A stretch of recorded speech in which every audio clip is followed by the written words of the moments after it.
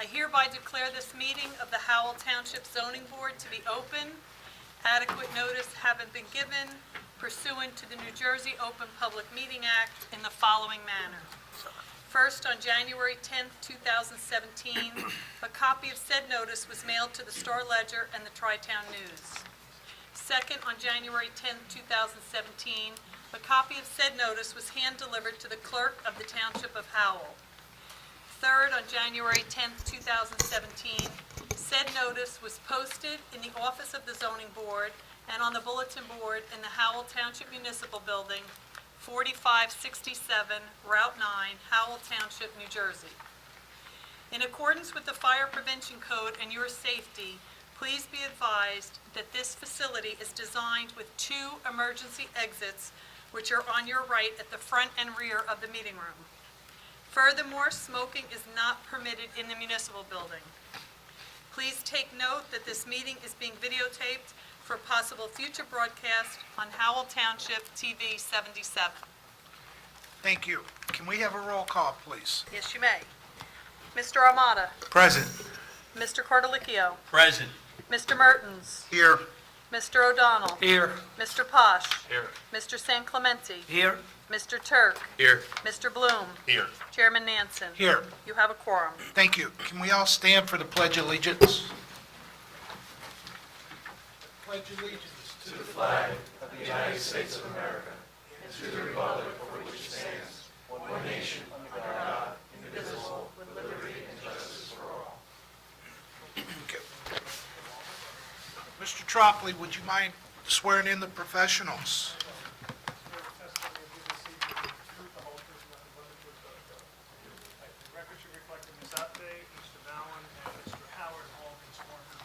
Thank you, sir. Any approval of minutes? We have no minutes this evening. Thank you. Vouchers? We have no vouchers this evening. Thank you. Correspondence? Correspondence, I have a letter from Gordon Gemma. He is the attorney for Mark Parisi, who is on tonight's agenda for an appeal of the zoning officer's decision. It was a continued hearing. He has asked that the board carry this application to the meeting of August 14th on the record at tonight's meeting with no further notice needed. He also grants the board an extension of time through August 31st, 2017. And I did check with Mr. Cachero, since he's the one that will be handling that, and that is the date that he was available. That's why we chose that date. Okay. So we need to carry that.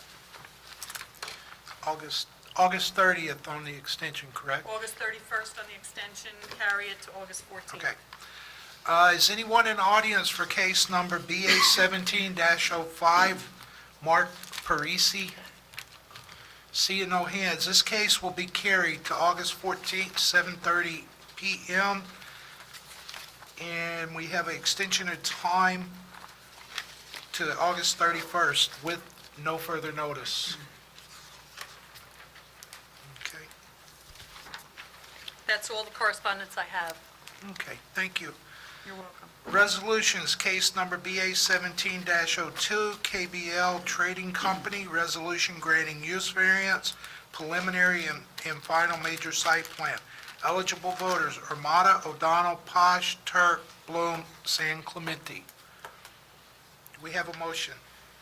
Motion to approve? Motion by Mr. San Clemente. Hang on, you're the chair. Oh. Need a motion. I'll make a motion to approve. Motion by Mr. Armada. Second. Second by Mr. Turk. We have a roll call, please. Mr. Armada? Yes. Mr. O'Donnell? Yes. Mr. Posh? Yes. Mr. Turk? Yes. Mr. Bloom? Yes. And Chairman San Clemente. Yes. Thank you. Okay. Resolutions memorialized. Thank you. Application before the board, case number BA 04-20, James R. Entile.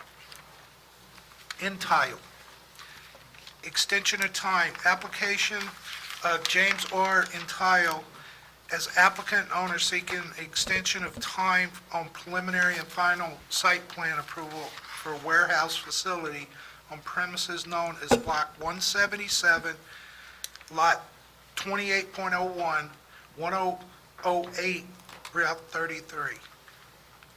Good evening, Mr. Chairman, members of the board. My name is Todd Cohen. I'm the attorney for the applicant, James Entile. for the extension of time request this evening. This property is located just east of the cabin on Route 33, adjacent to the Davies Corporate Park, so you can get some familiarity with what we're talking about. A use variance was granted in 2006 for the construction of an office warehouse facility. And in 2008, my client received final major site plan approval for a 34,000 square foot office warehouse building and associated improvements. 2008 to 2013, my client's engineer worked to finalize the various outside agency approvals, and on July 30th, 2013, a letter of compliance was issued by Mr. Mallon's office, subject to any outside agency approvals at that time. Subsequent to that, my client's engineer went through some health issues and then retired in 2015, and at my client's request in May of 2015, Mr. Mallon issued a status letter outlining that there were approximately 6 outside agency approvals that remained either open or had elapsed and would need to be reobtained. Since that time, my client has now retained a new engineering firm, Geller & Siv, to make the new applications and update all the approvals. The problem is, without an extension of time, obviously doing those outside agency approvals would be useless. So at this point, it's our opinion that the approval is still valid. Obviously, we have to update all our outside agency approvals, but that we would like an extension of time for 1 year to enable my client to get those approvals and construct the project. Okay. Mr. Mallon? Any input? No, my letter says it all. Todd kind of summarized everything. I know their engineer, Mr. Kutch, retired, and so he's kind of left with somebody else to come and pick up the pieces, and that's, I think, why he's done that. Okay. Do you have a problem with the extension? No, 1 year is fine. I think it gives him enough time to acquire the items that he needs. Now, this is the first extension, correct? For this, yes. For Okay, this so- program. Remember that there was a joint approval with a subdivision where there was a land swap, and that one took a long time. I Right. think there was 3 extensions on that one, but that's all been filed and finished with Davies Corporate Center, so this Correct. stands on its own right now. Okay, so this would be the first extension? This would be the first extension because the Permanent Extension Act gave them, Right. continued their approvals. Okay. Do you feel comfortable you can get this done in a year? Yes. Okay. Any questions of the board? Mika, do you have any input on this extension of time? No, hearing what the testimony was given and the land use law permits extension, 3 extensions, and considering this is their first, I have no objection to this extension. Thank you. Okay, what's the pleasure of the board? I'd like to make a motion for 1-year extension in this case to approve it. It ended the 30th. Have a motion by Mr. O'Donnell. Do I I'll have a second? second that, Mr. Chairman. Second by Mr. Cardelicchio. Can we have a roll call, please? Mr. Amata? Yes. Mr. Cardelicchio? Yes. Mr. Mertens? Yes. Mr. O'Donnell? Yes. Mr. Posh? Yes. Mr. St. Clementi? Yes. And Chairman Nansen? Yes. Motion carries. Thank you. Thank you very much for your time tonight. Yes, sir. That's gone. Okay, next case on the agenda, case number BA 16-06, Wildbrook Ranch LLC, use variance, preliminary and final major site plan. Applicant of Wildbrook Ranch LLC is applicant and owner seeking a use variance and a preliminary and final major site plan approval to operate the property as a farm containing tree orchards, crop fields, and greenhouses. Applicant also proposing to construct a horse-borne indoor riding arena and associated paddocks, skeet shooting field, clubhouse for the owner's personal use, and a garage structure with 3 residential apartments above to house farm employees, premises known as Block 228, lots 36, 37, 43, 44.01, 45.01 McGill Road. After some testimony was placed on the record, the applicant was carried to November 28, 2016, no further notice. On November 28, 2016, this application was carried to December 19, 2016, when it was carried to January 23, 2017, with no further notice. After some testimony was placed on the record, this application was carried to February 13, 2017, with no further notice, and on February 13, 2017, it was carried to April 3, 2017, with no further notice. On April 3, 2017, the application of Wildwood Brook Ranch was carried to April 24, 2017, with no further notice. On April 24, 2017, this application was carried, no further notice, to May 22, 2017. On May 22, 2017, the application of Wildwood Ranch was carried to June 12, with no further No, notice. with notice. With notice, with notice, as the plans have changed, revised to eliminate the skeet shooting range, and the clubhouse use has been revised to a private farm office use. On June 12, 2017, the application of Wildwood Ranch was carried to July 10th with notice. Expiration date, July 31st, 2017. Eligible voters, Armada, Carlicchio, Mertens, O'Donnell, Posh, San Clemente, Bloom, and Nance. Thank you. Good evening, Mr. Chairman. Hi, Ms. Krimko. Yes, members of the board, Jennifer Krimko from the law firm of Ansel, Graham and Aaron, here on behalf of the applicant again. I did have an opportunity before coming to actually speak at length with your board attorney, your board engineer, your former board planner, your director of community development, as well as your zoning officer. Yes. And while I recognize that the state statute does provide for an applicant under the Right to Farm Act to proceed in front of an agricultural board, even when it's not in full compliance with the zoning, based on the interpretation of the zoning officer as well as the director of community development, and recognizing that there may be an issue when we went to go get building permits based on that interpretation, and most importantly, in light of the fact of the amount of time and money that has been spent before this board, I would hate to see it wasted on your end and our end at the same time. So as a result, rather than proceed before the county, once we eliminated the skeet shooting, which was the main trigger for the use variance, we are still before you. We're before you for three separate reasons. One, it's interpretation of your engineer and planner that we need a height variance, a D6 variance for the cupola. That in and of itself puts us before the zoning board. Additionally, as you'll hear through the testimony tonight, we are proposing a full agricultural use, a farm in an agricultural zone where farms are permitted. In furtherance of that farm, we need farm buildings. It's been the interpretation of your zoning officer and your director of community development that if you cannot construct farm buildings without having a primary residence unless you have farmland assessment.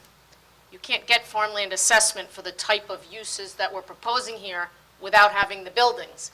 So it puts us in a catch-22. Additionally, due to the size of this farm, we do need to have farm labor housing, which again is permitted in the township. However, it's the interpretation of the zoning officer and the director of community development that you can only have farm labor housing once you have farmland assessment. And again, we can't get there because we can't operate a farm of that size without the farm labor housing.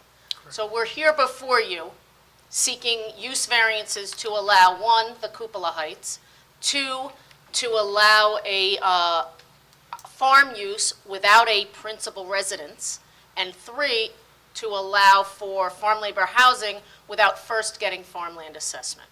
Okay. So that's effectively why we're here. Because there's new members, because there's a new planner, I had indicated to Mr. Tropoli that we were in agreement that we could basically circle back with the testimony so everybody would be eligible to vote. The only thing I would ask is that we can rely on the evidence that was previously submitted because we may reference it just due to the changes that were made. And Eileen was kind enough to send me the exhibit list. So I'd like to rely on that and just accept all of those exhibits as moved into evidence. Okay. But before we move forward, I need to address certain issues that were brought up via, certain letters. And Mr. Williams, could you please come forward, please? Oh, and one thing, Mr. Chair, while he's coming forward, it appears to me, and it's something that I think a simple phone call could have resolved. I'm not sure why we went through the process of writing lots of letters and appearing. We're happy to pave that right-of-way. Oh, okay, that's not Well, where I'm I'm just, going. I'm just letting him know before he starts that that is not an issue for us. My client is willing to pave that part Well, of the I right-of-way. just want to emphasize and clear the record. For number one, it's well within my jurisdiction to have my professionals and have a discussion with them to find out information, how to proceed, to even make sure we have proper jurisdiction at this board. That is I have that jurisdiction through the MLUL and through our bylaws. Number one, if I talked to the applicant, I would have done that in private. I would not have done that on the record. I directed my engineer, my planner, to seek out the information from our land use officer and also the community development officer. We needed to find out further information. I consider myself a professional when it comes to farming. I wanted to make sure that we have full jurisdiction to even hear certain aspects of this case.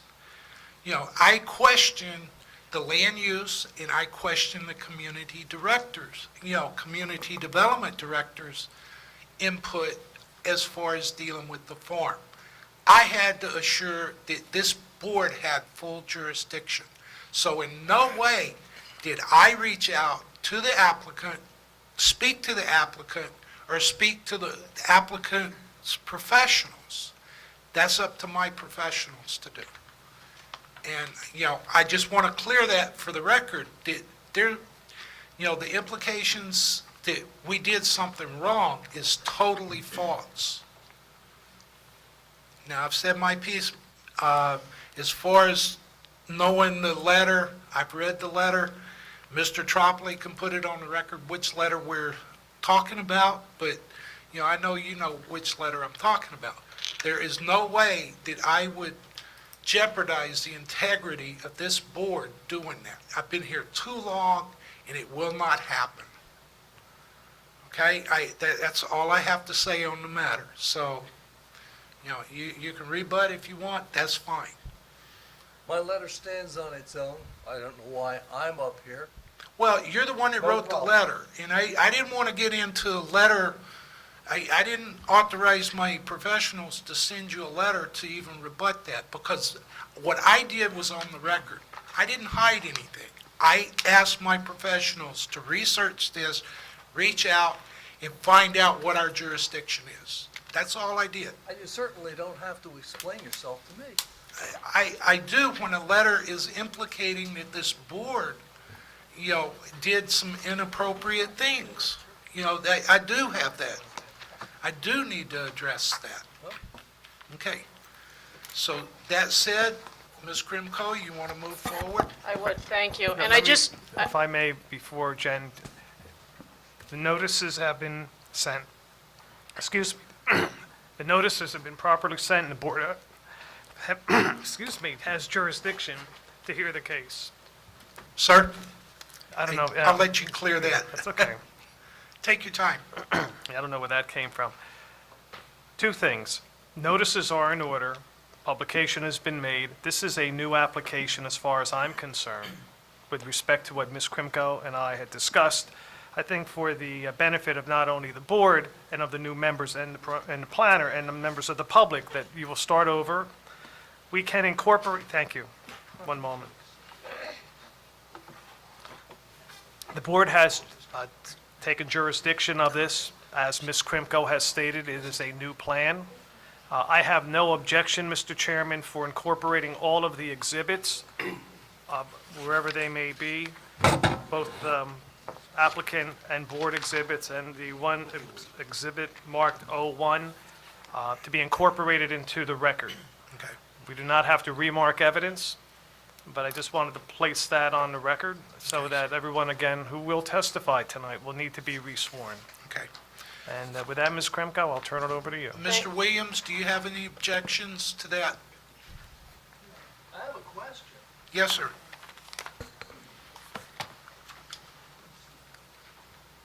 I have no problem with the exhibit list Okay. being included. I wonder, though, if this is a new application, how much of the record before the board that has been generated from September until now is part of the record on this application, since it's new? Ms. Krimko, are you planning to just basically start over? We'll kind of move through, like, the farming aspects and that portion, I but can certainly start over without reference to to any previous testimony that went on. is that okay with you then? Then I guess the board accepts all the exhibits, and I can't possibly remember them all. But we're accepting them as genuine without any testimony of authentication or anything like that. Maybe as they're all far going as- to be touched anyway now. I don't know. I was just wondering if we Well, accept my everything. question is, most of the exhibits are the new plans in, as far as, Right. and that's they're all. going to be testifying to what their variance aspects of the application are. And Mr. that Chair, won't may be I a just problem. ask a question? Yes. How many members would not be eligible if we didn't start over? One. Mr. Turk, that's it. Okay. So my suggestion would be then, and Ron, I know we talked about it, but in light of the fact that the neighbors have an attorney and he likes to write letters and quote law, I'm afraid that we're opening ourselves up to a potential appeal based on what he just indicated. So what I would like to do is, while I will start over for the purposes of reminding the board members and getting Ms. Apty up to speed, and I know she's familiar with it because she wrote a thorough review letter, what I'd like to do is have this as a continued application, and then the one board member certainly is entitled and eligible to participate in the hearing and the discussion, he just wouldn't be eligible to vote, and I think that would be the only caveat. Mr. Tropley? I don't have a problem with that. Obviously, it's the applicant's call. I would request that, given the fact that there is public interest, and Mr. Williams' point is well taken, and in order to avoid any appeal, I have no problem, but I would bring it up to speed in terms of where we're at, what's new tonight, what has changed, and move forward from there. Again, I would have preferred the other way, but given the fact that there might be some pushback and some, let's say, a less than clear record in that regard, let's just move on and you can proceed. What I would like to have you do is just give a brief overview of everything. It'll feel like we're starting over. I understand, Just legally, we're not starting over, so which is the one board member that's not eligible to vote? Mr. Turk. Sorry. Mr. Chairman, can I Yes, ask sir. a question before she Yes, starts? you sure may. Whether the case is a new case, an old case, or a continuation, did I hear you say that the shooting range is no more an issue? It's totally out of the picture? Totally now out. And in the future? Correct. Well, I So can't every- guarantee that a prospective purchaser may come back with an Well, application. I'm talking about the same applicant, not another. I can't say that applicant. my applicant won't come back one day, but for the purposes of what we're seeking approval for tonight, there is no shooting range at all. Okay. Well, Mr. O'Donnell, I want to reiterate, he is allowed to discharge firearms on his I property. understand that part of the law. I just wanted to be clear that we weren't going to grant anything for a shooting No, range. we're not, that's Okay. not part And of the I want the application. audience to know it too. Okay, but I want you to understand that they can discharge firearms I on know their what they property. can do. I'm well aware of that. Okay, Thank you. So yes, ma'am. that being said, I'd like to call Joe Hanrahan up. Since it is not a new application, he remains under oath from the previous application. If you don't mind, I would like just to keep the record clear, let's go ahead and re-swear I was everybody, just if you trying don't to mind. be, I was just trying to be cute. It's fine. We're happy to, Okay. I'm happy to have him re-sworn in. Thank you. I'm going to hand him the mic because I'm going to sit down. Raise your right hand, please swear the testimony you'll give this evening to be the truth, the whole truth, and nothing but the truth. Yes, I do. Please place your name on the record, spell your last name. Joseph Hanrahan, Hanrahan. Okay, and Mr. Hanrahan was accepted as a licensed professional engineer. He testified in that capacity. Before he starts, I'd just like to move 2 new items into evidence. A40 is a color rendered site plan prepared by Hammerland Engineering dated July 6, 2017. A39 is the architectural plan. Then A41 is just a closer view of that color rendered site plan. Right, Joe? Yes. Okay, and fortunately, in eliminating the skeet shooting range and the clubhouse associated with it, it gave us an opportunity to revise the plans and address many of the comments that were in your board engineer's review letter. So, Joe, what I would like you to do is, as you walk the board back through what we are now proposing, and going through the variances that we need as a result, if you could just address those items that were, still remained open in Mr. Mallon's review. Want me to describe the site? Yeah, that's what I'm saying. And just try and work it into it as we go through it. Okay, with regard to the property is a 183-acre property. It's located between Belmar Boulevard to the south, at the bottom of Exhibit A40. At the top of Exhibit A40 is McGill Road. So the 183-acre property is located between Belmar Boulevard and McGill Road. The property is substantially constrained by wetlands and riparian buffers, which remains as 140-plus acres will be wooded in the developed case. So out of the 183 acres, over 140 acres will remain as woods. That is a result of 2 streams that bisect the property and the related wetlands and riparian buffers. And Joe, just to remind the board members and the public, we obtained all NJDEP approvals relative to the use that were proposed. Yes, we have. Okay. And those have been have been moved in and part of the record. Okay. So what are we looking to develop here? The project still proposes to develop an agricultural farm use in the ARE6 agricultural zone, consisting of an orchard, vegetable crops, and a 1,920 square foot greenhouse. Additionally, the project proposes a 3,100 square foot garage building with 3 apartments above, a 12,500 square foot barn, an 18,600 square foot indoor riding building, 4 acres of horse paddocks, and a 1,200 square foot farm office. Now, Joe, at the last meetings, we stipulated for the record, and it still remains true today, that the farm use is purely for, and when I say the farm use, obviously I'm speaking about the riding arena and the stables, are purely for the owner's private use and not intended to be a public facility. Yes, entirely private use, private farm. The project does propose substantial buffers around the perimeter. The project conforms with the township ordinance of a 50-foot buffer around the perimeter of the site. I will get into some of the setbacks with regard to those buildings to show the board that none of these buildings will be visible from the outside.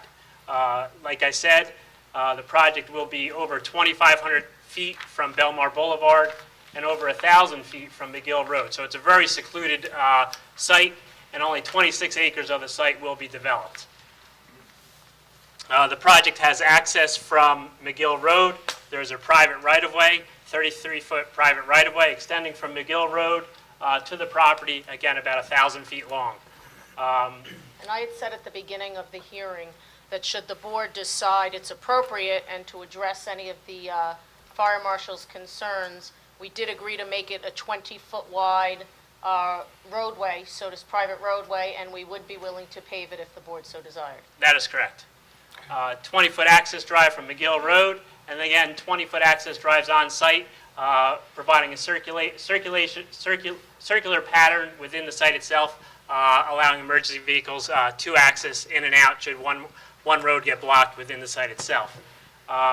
Should be noted, as was demonstrated by, as was said by Ms. Krimko, the project does propose to remove the skeet shooting range and the use of the clubhouse. So those are the two aspects of the project that have changed. The building itself, though, will still be proposed, and it'll be repurposed as a farm office, which the skeet shooting clubhouse would have served the dual purpose, correct? That is correct. The building remains as it was. However, the clubhouse was changed on the interior, so that now it is just for office use, farm office use only. And Joe, correct me if I'm wrong, that's the one structure that requires the front setback from Belmar Boulevard?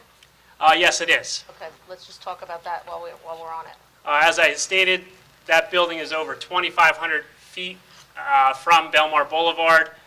It is an accessory use, however, it is 2,500 feet from the road itself.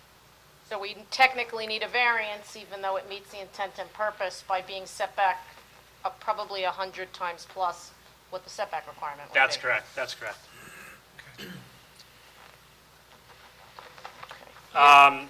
You'd indicated that with regard to the height variance, and we do have the planner who can speak to it, at the last meeting, the architectural plans were moved in, and there was some substantial testimony about it.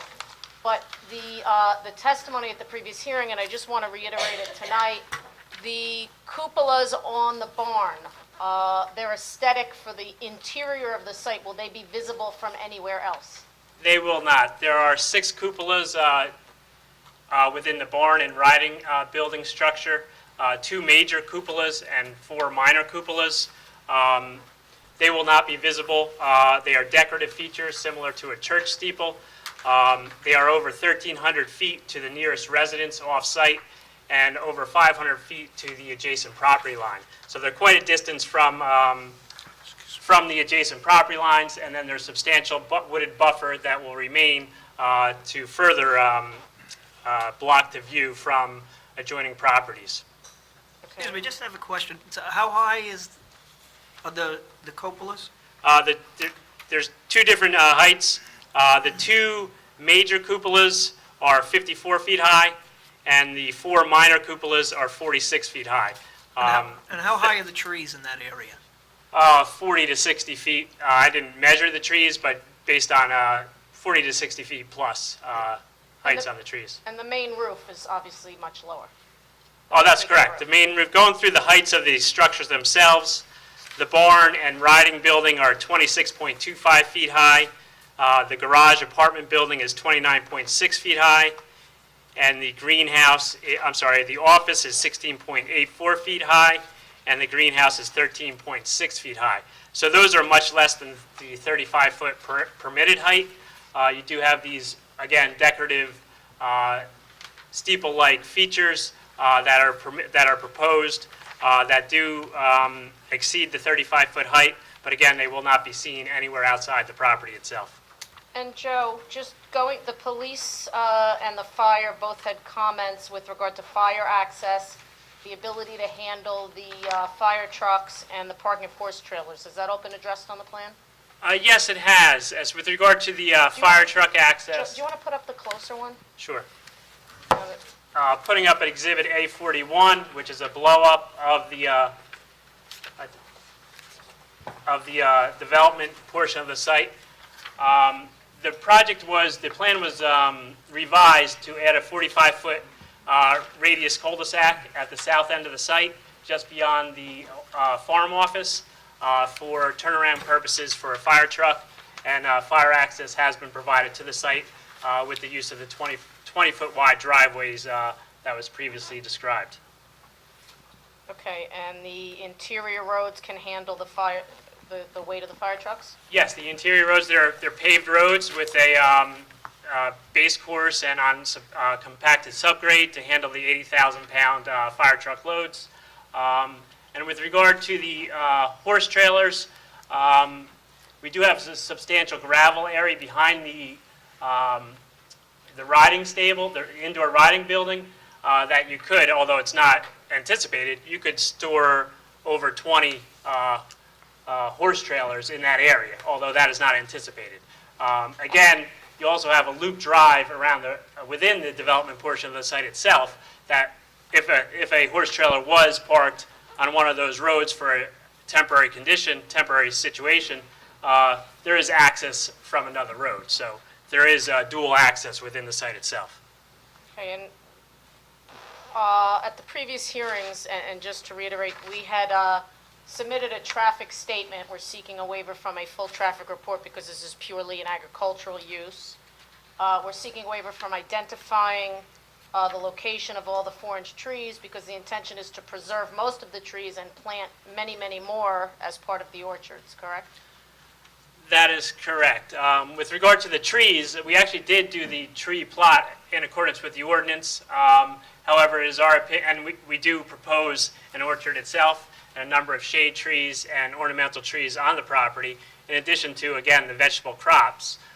So as part of proposing the orchard, we do feel, it is our opinion that we meet the intent of the ordinance and that we're proposing an orchard in light of replacing the trees in accordance, how spelled out in the ordinance.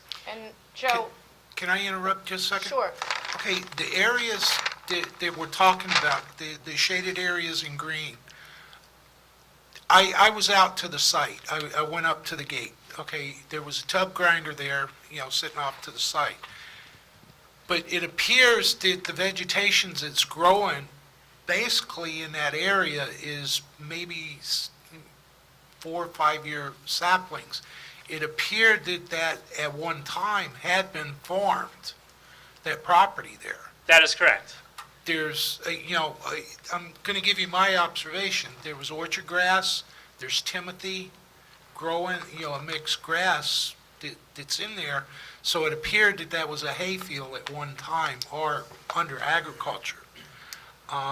Most of the plants that I saw growing in that aspect, other than the surrounding tree lines, was, 3 to 5 year saplings growing. That's correct. That is correct. Okay. Okay. So there's not going to be any major clearing. No, there'll be, There's very minimal tree clearing as a result of the previous use. That is correct. That's right. And 145 plus acres of trees will remain on this 183 acre site. Correct. and in furtherance of the agricultural use, because it's a farm, we're not proposing curbs or sidewalks in any of the interior circulation drives, correct? No, these are all private drives, roads. There's no public roads proposed as such. No curbs or sidewalks are proposed. And lending itself to the private nature of the use, we're not required by state law to provide handicapped accessible parking, correct? That is correct. Private farm, we're not required to meet the handicap requirements. However, if it's the board's desire, we can add a stall or two if that's the board's desire. And there was a comment, I think, Jack, in your letter about the conservation markers. I think it's an ordinance requirement, but again, since the limit of clearing is pretty evident, as the chairman went out, we would seek a waiver from that just due to the sheer size of this property. It would almost look like development to have to put it all in. Yeah, so the board understands, markers are required every 75 feet. Correct. It's a pretty large area, and But I don't think it's really to try and prevent encroachment into it. Normally, it's not the property owner on the large scale like this. It's when we do developments and you get homeowners, they always like to expand their use and go into it. That's the reason why the markers are there. Right, Well, but- see, also, Mr. Mallon, at this point in time, since we're discussing this, out of speaking with the U.S. Department of Agriculture, I strongly suggest, as far as environmental, is meeting with the NRCS, because they will help. They help, they're there to help the farmers. They will devise a drainage plan, they will devise, water runoff, because in an aspect like this, you're gonna be doing too many different agriculture processes here. Number one, you're gonna have cropland. Number two, you're gonna have orchard trees. Okay, you're gonna have pesticides and insecticides for your crops that you're gonna be using, which if you're gathering that to irrigate from, you're not going to be able to use that as irrigation to your fruit trees. You can't do it. So, they will help devise the plan that you need for your irrigation and all the processes right there. They have engineers, they'll sit down with you to plan that aspect. That's a part of the Freehold Soil Conservation District? No, Center? Oh, it's through the U.S. Department of Agriculture. It's called the NRCS. okay. And they will sit down with you and help devise that. Because the regulations for farming and agriculture are totally different from residential stormwater, method. They will do that. I see the tank on here, and I've spoken to Mr. Mallon. To have a lined tank that's catching all the runoff, water runoff, you're going to be mixing chemicals. Because, for the orchard trees, you're going to have certain, like cherry trees, apple trees, you're going to have certain pesticides and insecticides you're going to be using for that, which will kill your crops, your field crops. So, all of that's going to have to be taken in consideration with your runoff. And as far as the wetlands, they will help you devise a woodlands management for the rest of the property, and what you have to follow through with. Well, But they're there for that. okay, we'll certainly reach out to them. Okay. Did I leave anything out, Mr. Mallon? Nope, covered it. Okay. We had indicated at the previous hearing that there's no project sign being proposed. Joe, there was a question in Jack's letter about the lighting fixture height. We do, the ordinance allows 30-foot-high fixtures in a residential zone, in a residential use. We have 6 fixtures that are 35 feet. We will revise those down to 30. Now, will they have timers on it, or are they on generally throughout? I would imagine there'll be photocell, Photocell? yes. Right. And I think that was all that you had outstanding, Jack, yes? Fencing in the basin? Oh, you know what, I don't remember where we left off on that. It was so long ago. I know that there was a split feeling about whether or not the basin should be fenced. I think we preferred not to have it fenced. Normally, this type, we do not. Same thing, we get into the industrial areas, we do not. You do it mainly in the housing developments, you look at it because you want to make sure that young children can't stray into there. I think the possibility of that is very remote here.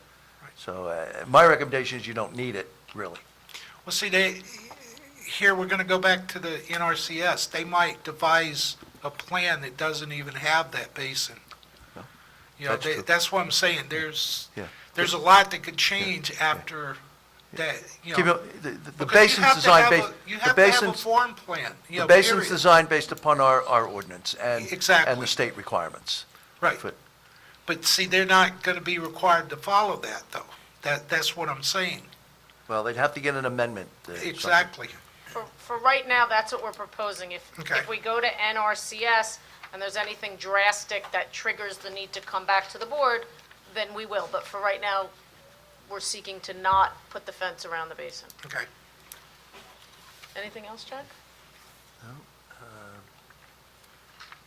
Just the access to Wall Township. Actually, you have to get something from Wall on the access.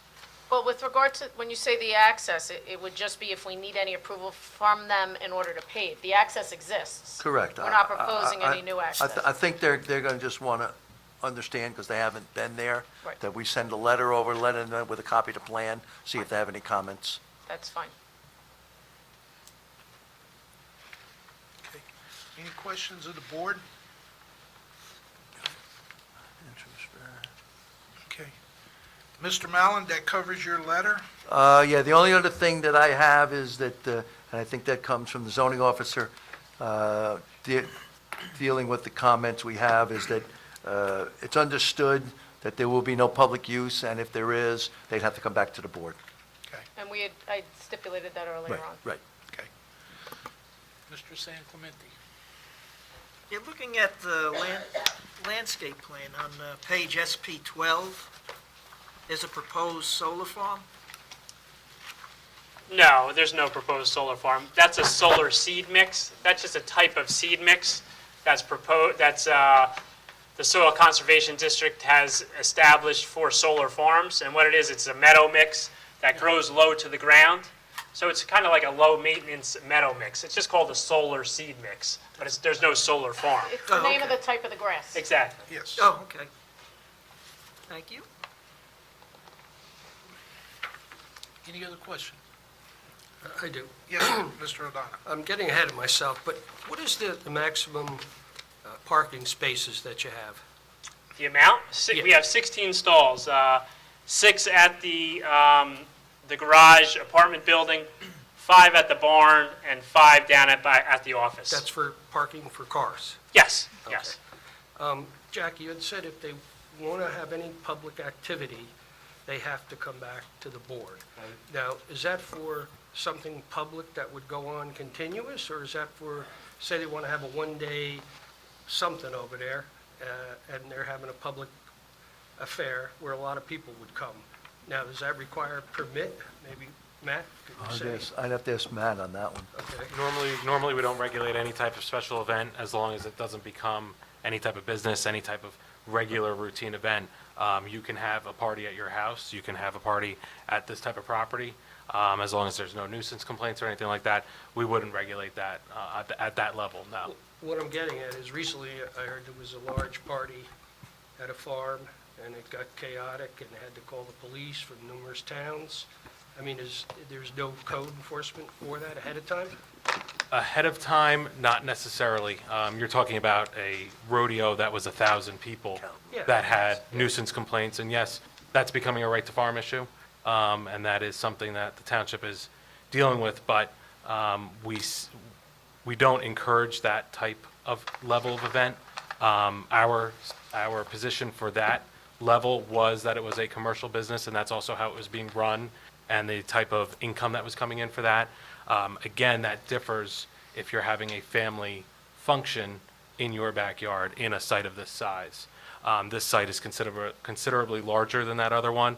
So again, it's a little bit case by case. Again, at the level of a family function, a private function that you're having family over, that's not something that's really going to so cause an issue. There's really nothing on the books that could enforce it, and if they're going to have something private, there's nothing we could do about it anyway. The township's considered gathering ordinances, outdoor gathering ordinances, and it's never something that's gotten off the ground, so no, right now Okay, there is not. Thank you. Okay, Mr. Chair, I have one more. Yes. Mr. Hanrahan, one thing that you did do on your parking areas, you set them back so you had the proper 25-foot to back out for people to get out where you had a 20-foot road, and that's with all your parking areas, is that correct? That's correct. That was testified to at the last hearing, but yes, all the parking areas are pulled back from the driveway to give a 25-foot backup aisle instead of the 20-foot driveway. So yes, they do comply with the ordinance. Okay, thank you. I have no further questions, Mr. Chairman. Matt, do you have any follow-ups, or? It was covered last time, but the rental units in the apartment will be, Farm labor housing only. right, and they'll be fully permitted through the township regulations. State compliant, CO'd, everything. Perfect. We're not asking for any relief. with I don't that. have anything extra. Okay, are we going to go step by step, through what you're proposing as far as the farm labor housing? Can we go through each one of the buildings real quick on the record? What do you just mean what each building is? Well, go through how many units you're looking to put in, what the bottom's going to be used for. Well, we did testify to before, but I think we could just re-put on the record, it's 3 apartments on the second floor and garage bays and storage on the first floor. Is that correct, Joe? That is correct. Okay. These aren't going to be rental units, correct? No, they are going, No, just for the record. for the record, they are limited to farm labor housing. They Okay. will not be able to be rented to anyone who does not work on the farm. Okay. But to live there, a family can move into here, just as long as one of the persons is Correct. working, correct? Correct. The the husband or the wife could work elsewhere, correct? Yeah, they're one bedrooms and two bedrooms, so I don't foresee large families moving in, but certainly we couldn't discriminate and say, not hire someone because they were married. Right, no, I just want it cleared for the Yeah. record here. And what the township will do at that time is review the lease agreement and ensure that that is part of the lease, that they're working on the farm. It can be a family member of the applicant, of the owner. It's a part-time only requirement to work on the farm, and that'll all be in the lease agreement that the township will review before we go out and do our inspections and see out. Okay. Now, there will be a lease agreement. I don't know if that's going to be, That's news to me, but. yeah, I don't think that they would qualify for a lease agreement because they're not rentals. Well, I think it'd be part of their in salary. the absence You of a know, it lease could be a agreement, person's part of their salary. in the absence of a lease agreement, we ask for a statement stating all of that and signed and dated, and that Do you usually have a problem suffices with us. that? Of course not. Okay. Okay, now, the office building, let's move to that real quick. Okay, that's going to have a restroom in it, correct? Correct, This is strictly for the farm operation? correct. Okay.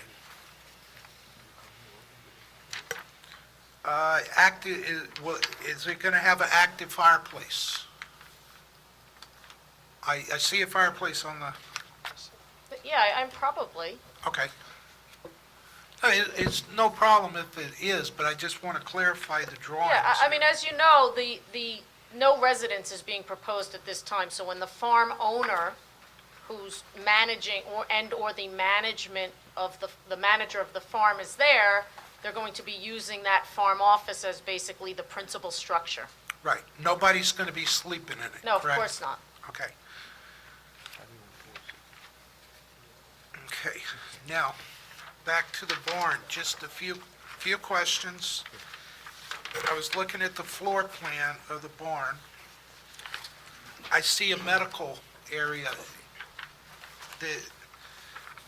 You've got an office and then a medical room next to the utility room. Are you going to have a on-site vet?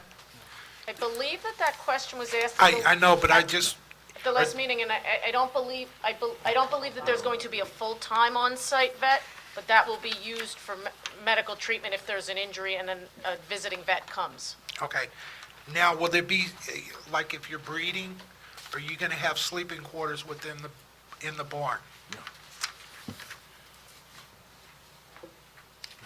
No, no sleeping quarters in the barn.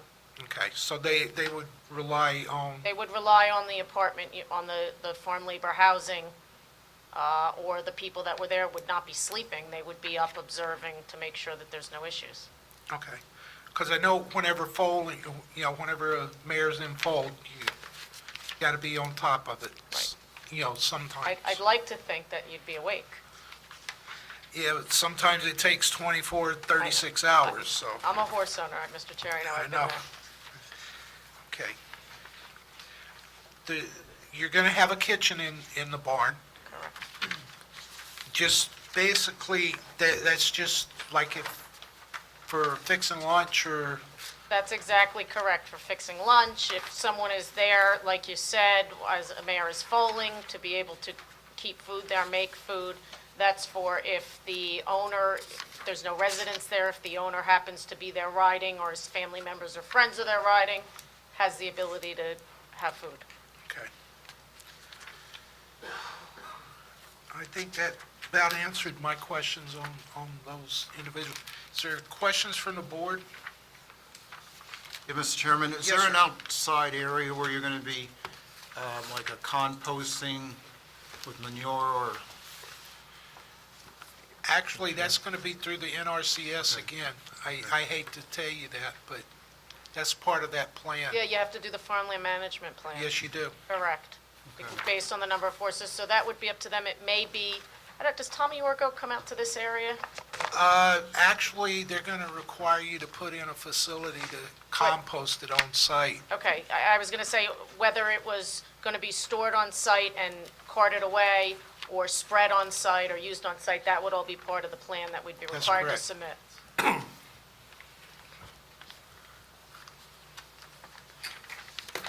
Yeah, anytime you get to a certain amount of horses on a property, you have to go through the NRCS through a Okay. farm plan. I was just concerned, if there was any kind of odor that would be, No, there's nothing, they, Okay. you have to build a facility to handle it. You know, Okay. it's concrete walls, it has to be maneuvered around.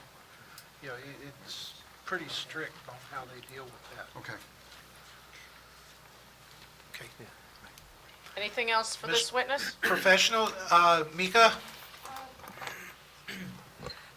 Actually, at this point, they have answered most of the questions from my memo. I'll wait for planning testimony for additional questions that I have. Okay, you can, okay. Yes, sir. All these buildings have bathrooms and facilities. How many septic systems are we looking at? 2 septic systems are proposed. One below the barn building and one, actually, just on both sides of the barn building are the 2 septic What systems. about that office? The office, that gets piped all the way up to the septic system that's below the barn. Is that a pressure system or, It will be a mounded system, yes. but I mean, is it going to be a pump station sent in the back or you got gravity all that way? I didn't design the system, it was done by another professional engineer. I don't think it's pressure, it's mounted, but I don't think it's pressure. Mr. Mallon? I have nothing further. Okay. Any other board members? Yeah, is there going to be any farming equipment, tractors, anything like that? That's the purpose of the garage bays underneath the apartments. That's where all of that will be stored. Will be stored underneath there? Mr. Chairman, Yes, ma'am. I just remembered something. I have seen one comment from our certified tree expert, and I was wondering if you have looked in the memo about the fruit trees. We agreed at the last meeting to Okay. work with, she's not here. No. We agreed to comply with and work with her on that, correct? That is Okay. correct. We Yep. welcomed her suggestions. Yes. All right, thank you. Okay, any further? Mr. Will there Amato? be any fuel tanks of any size for the tractors? Gasoline, diesel, whatever? None are proposed.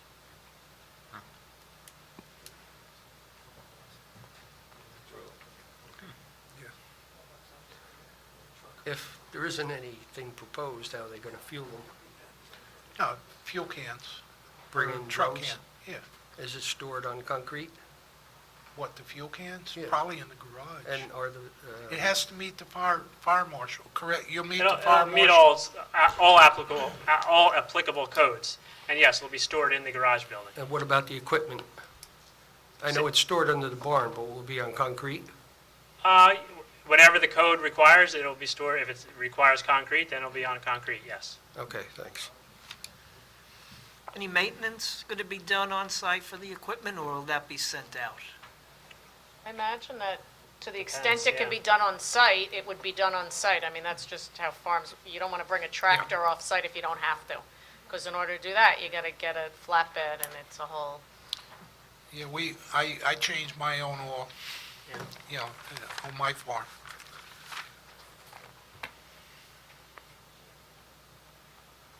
Okay, seeing no further questions. Mr. Tropoli, do you want to bring Mr. Williams in? Right, I Any think- questions at this time? What we did before is as each witness concluded their direct testimony, we invited Mr. Williams to come up. We asked the public to hold their questions and comments until for the conclusion of the presentation. But I think that would be an appropriate thing to do. So, Mr. Ms. Williams? Krimko, do you have an issue with Any that? cross-examination? Okay, if Mr. you wish? Williams?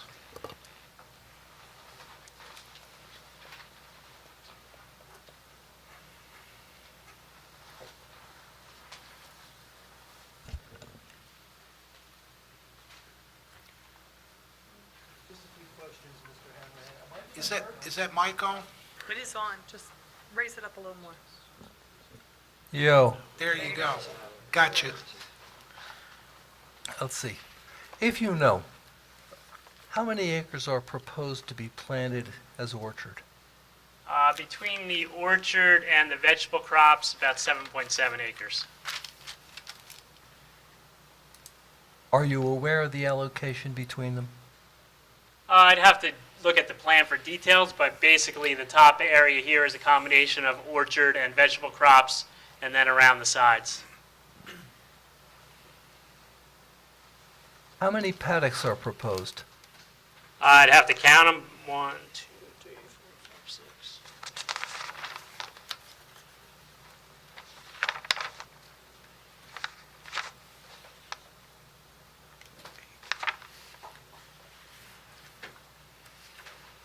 I believe there's 8. And I've heard that confirmed over here by Jack Mallon. Isn't there 12? Yeah, I'm trying, the match line here is hard to see. 1, 2, 3, 4, I think there's 5, 12. 6.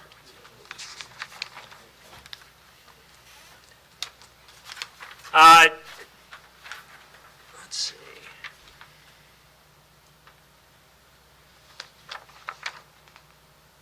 Okay. But certainly regardless of how many paddocks there are, if a farmer decides that he wants to take down a fence or put a fence in to split it up into smaller paddocks, that's certainly within their right to do so. 10 paddocks. Thank you.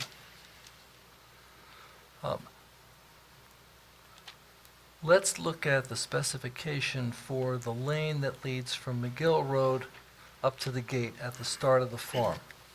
Can you tell me, as proposed, what that lane is composed of, speaking vertically? It's a 12-inch thick, dense graded aggregate. What about the RCA that's there now? That can pass as a DGA.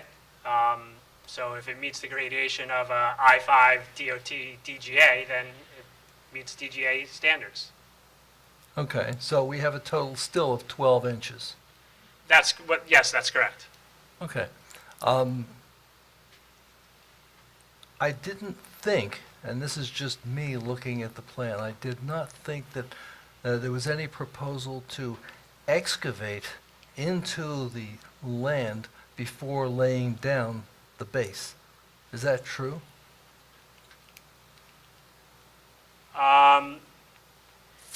The proposal is to provide the 12-inch thickness, which could require a box out to some degree, yes. Have you considered the grading of the paved lane and how it's going to affect drainage on the two sides of the two farms there? The idea is to match the grade that was there in the existing case, so not change the grade from one side to the other. So again, that's why we'd have to box out in some areas. Look, I did not see the matching of the grade on either side of the lane in the plans. Yeah, we're not changing any grade, that's why. So we're going to match the grade that's there today and box out the drive. The grade that's there today, because of the RCA that's been there for 3 years, is several inches higher than the grade on both sides. So if you're going to match the grade that's there now, you've got a dam. Well, we're going to match the grade of the driveway, and if the driveway today meets code, it's going to stay. We can proof roll that driveway, and if it meets an 80,000-pound... Well, you're saying driveway, it's not really a driveway, it's a private right-of-way. Private right-of-way.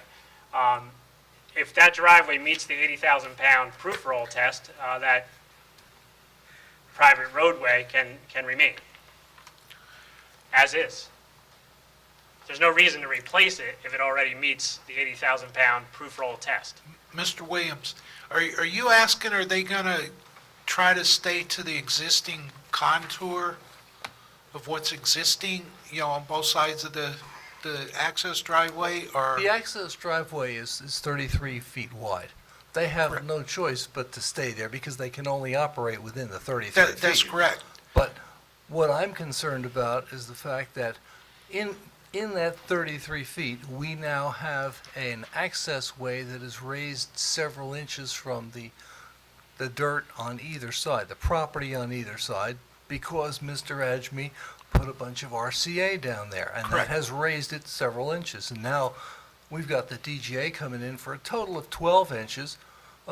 My clients, who are on the side, are interested in the level of the of the access way being brought down to what it was before that RCA got let in, so that the water would sheet Yeah, normally. it's not going, correct. You're worried more about the drainage, Absolutely.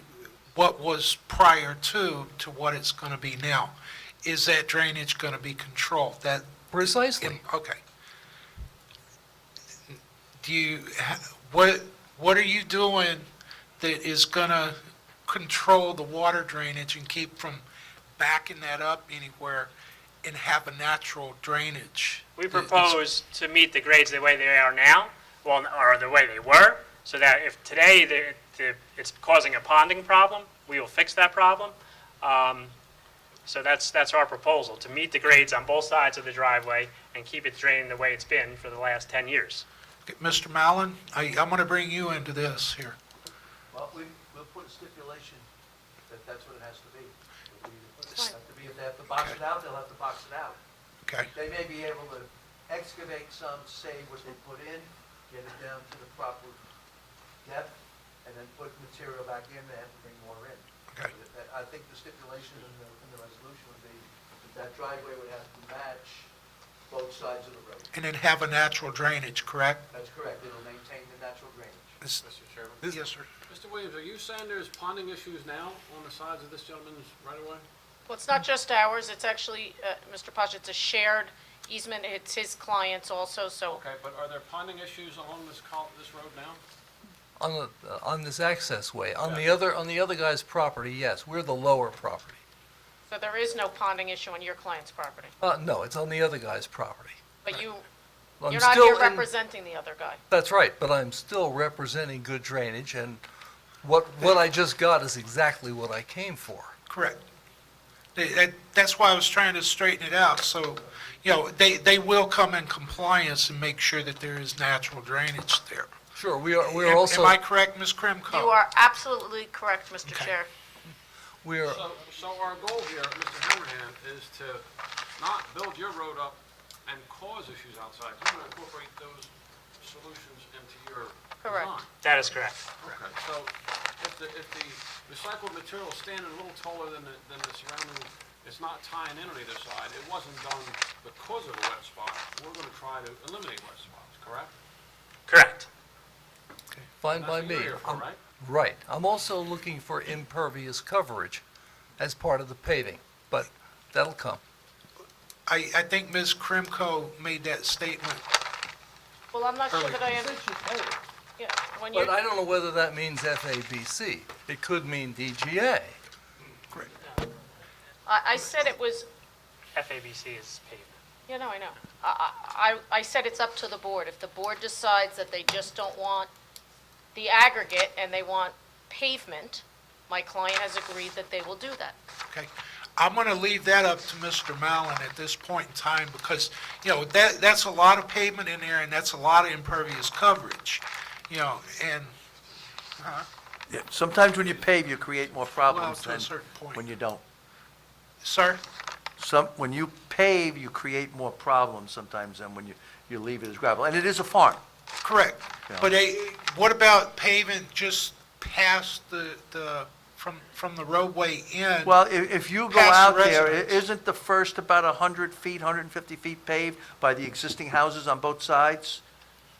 Isn't there asphalt in certain part of the way? I think it's DGA that's there. Is it DGA? I thought it was partially No, the asphalt. RCA doesn't begin until like 400 feet off McGill. Right. Before then, it's nice dirt. Mr. Williams, Okay. what's your client's preference? I've been trying to garner that since January. We are looking for impervious coverage. Okay. And even though impervious coverage sometimes creates its own problems, for the last 3 years, the RCA has been kicking dust into our house every time somebody goes down the road. We So can't do, you're- and the DGA is no better. So when you're saying impervious coverage, you want it paved?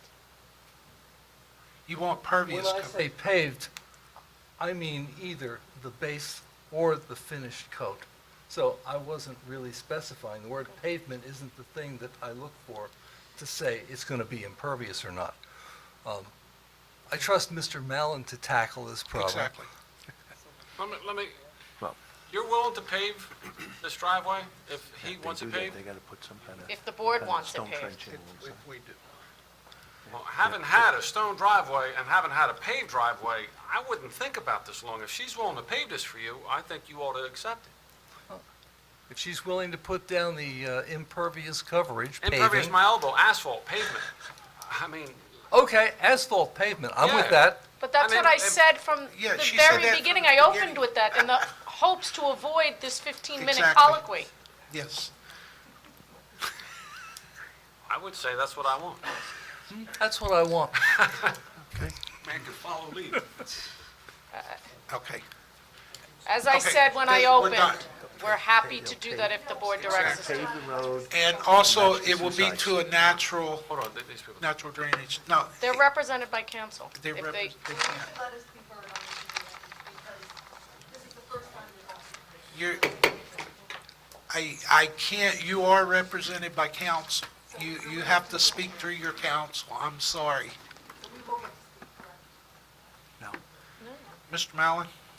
Okay, as far as the pavement, it will be done to a natural drainage to where we're Well, not creating. the only problem. comment I would have, if you impervious, you have to put some sort of a stone trench along the side.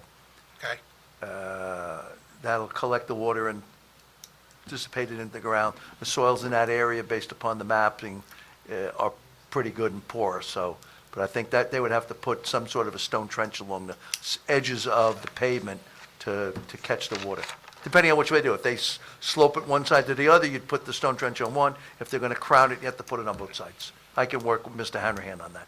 and also, as far as the I don't think, personally, my personal opinion, I wouldn't run pavement all the way back if they don't choose to. I would at least go 100 feet past the houses there.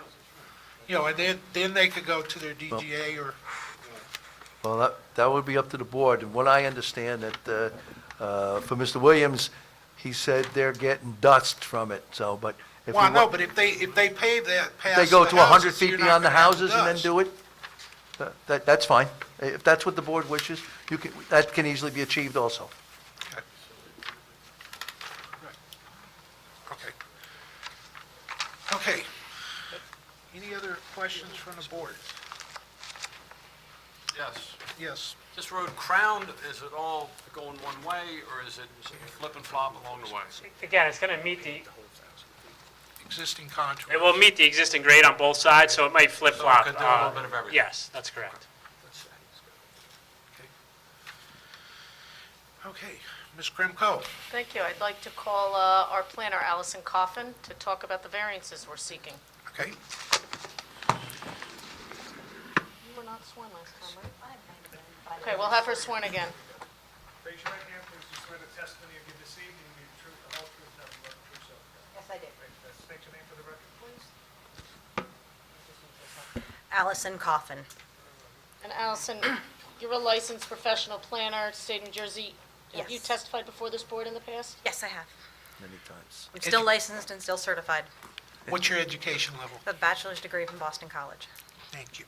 We accept your credentials. Thank you. Thank you. And Allison, you heard the you've been at all of the hearings from the beginning, and Yes. you've heard the changes, and we've discussed the variances that we're seeking now. So if you could just limit your testimony, the planning reasons behind the variances that are being sought. Sure.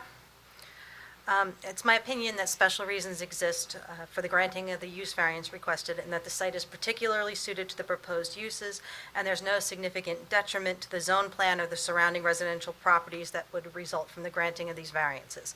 The special reasons for the granting of the variance exist in that the purposes of the municipal land use law will be advanced due to the particular suitability of the site for the particular uses that are being requested. The applicant proposes agricultural uses, which are permitted in the zone, and residential apartments accessory to the agriculture, which is a typical accessory use for a farm. Use variance relief is apparently required because farmland assessment has not yet been obtained for the property, nor is a single-family residence yet proposed. Once farmland assessment is obtained and/or a principal dwelling is constructed, the uses would be considered permitted. Therefore, the nature of the use variance that we're looking at tonight is of a temporary nature, and is, as it is the intent of the applicant to obtain farmland assessment for the property. notwithstanding, though, the site is particularly suited for agricultural uses such as those proposed, which require a large isolated lot that provides adequate space for the crops and the livestock. The subject site, which is grossly oversized for the zone in which it's located and is encumbered by wetlands and Category 1 waterways, is large enough to have sufficient usable space to accommodate the uses and a large amount of unusable, undeveloped area to serve as a buffer for the farm and its associated buildings. The variances that are requested can be granted without detriment. The uses themselves would result in no detriment. Agricultural uses are specifically expressly permitted in the ARE6 zone. And encouraged. And encouraged. The residential aspect of the use is far lower in density than what the ordinance anticipates and is limited to on-site staff supporting the agricultural uses. There is no detriment that would result from these 3 apartments. The other variances and waivers requested will not result in any detriment.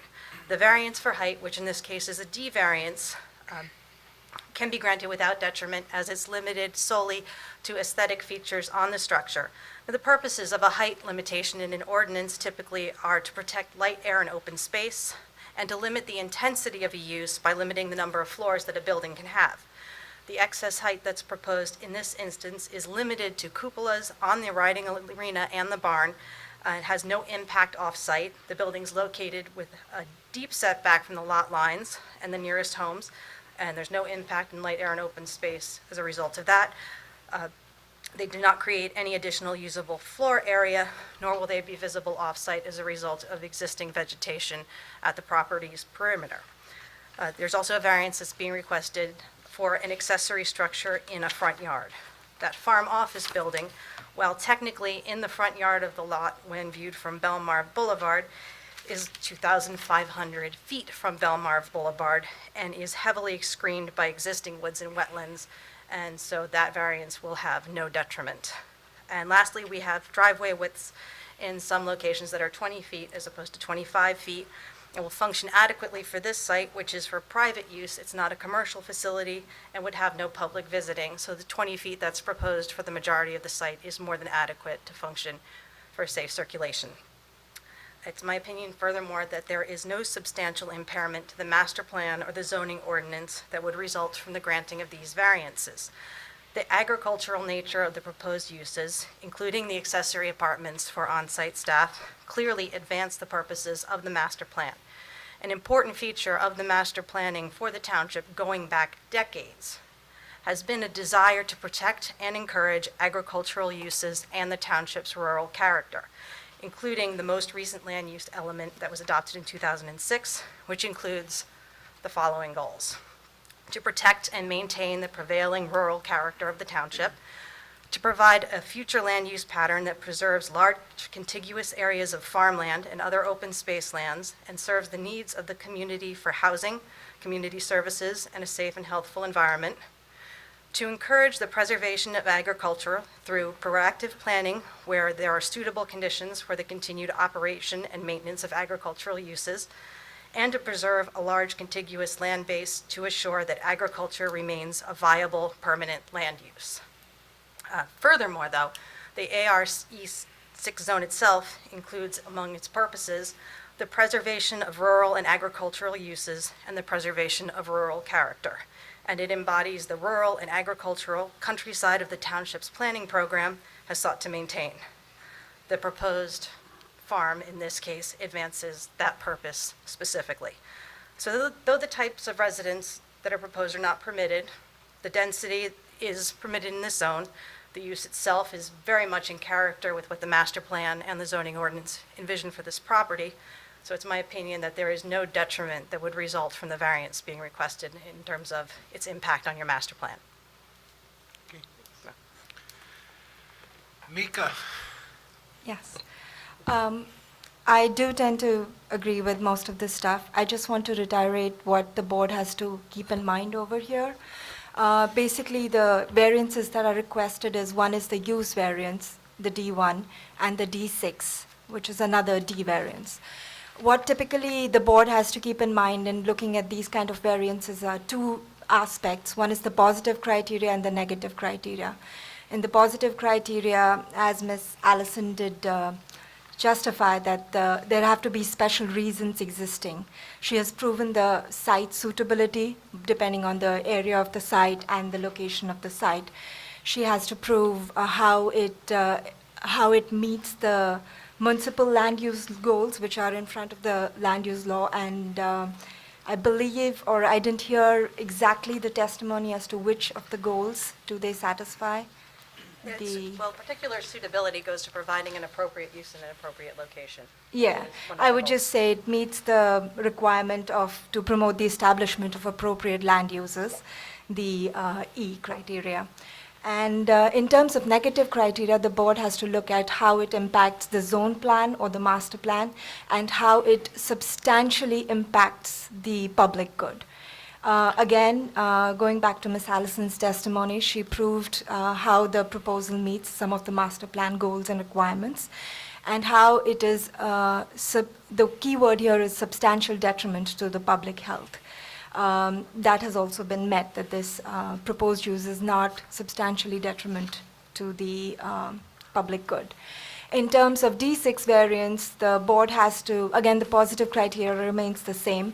In terms of negative criteria, the board has to keep in mind how it visually impacts the neighboring and the surrounding uses. Again, given the size of the property and the setback of the barn where this proposed cupola is proposed, I don't see there is much of a visual impact with this proposed cupola.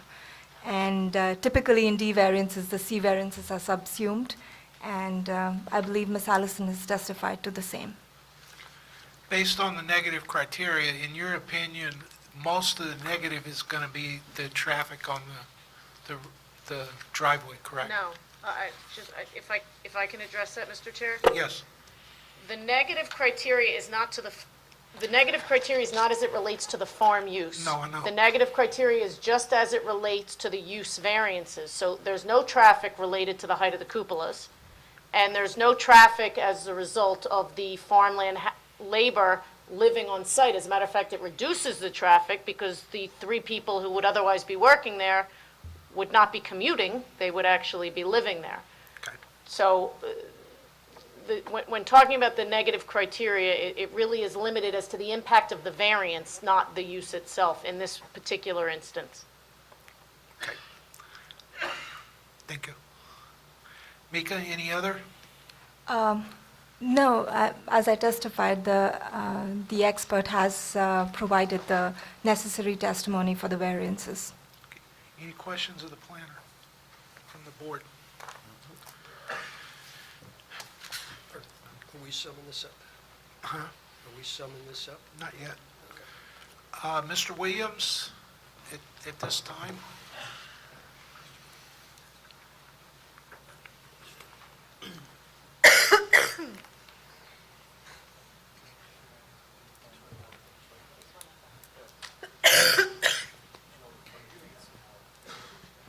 Must be contagious.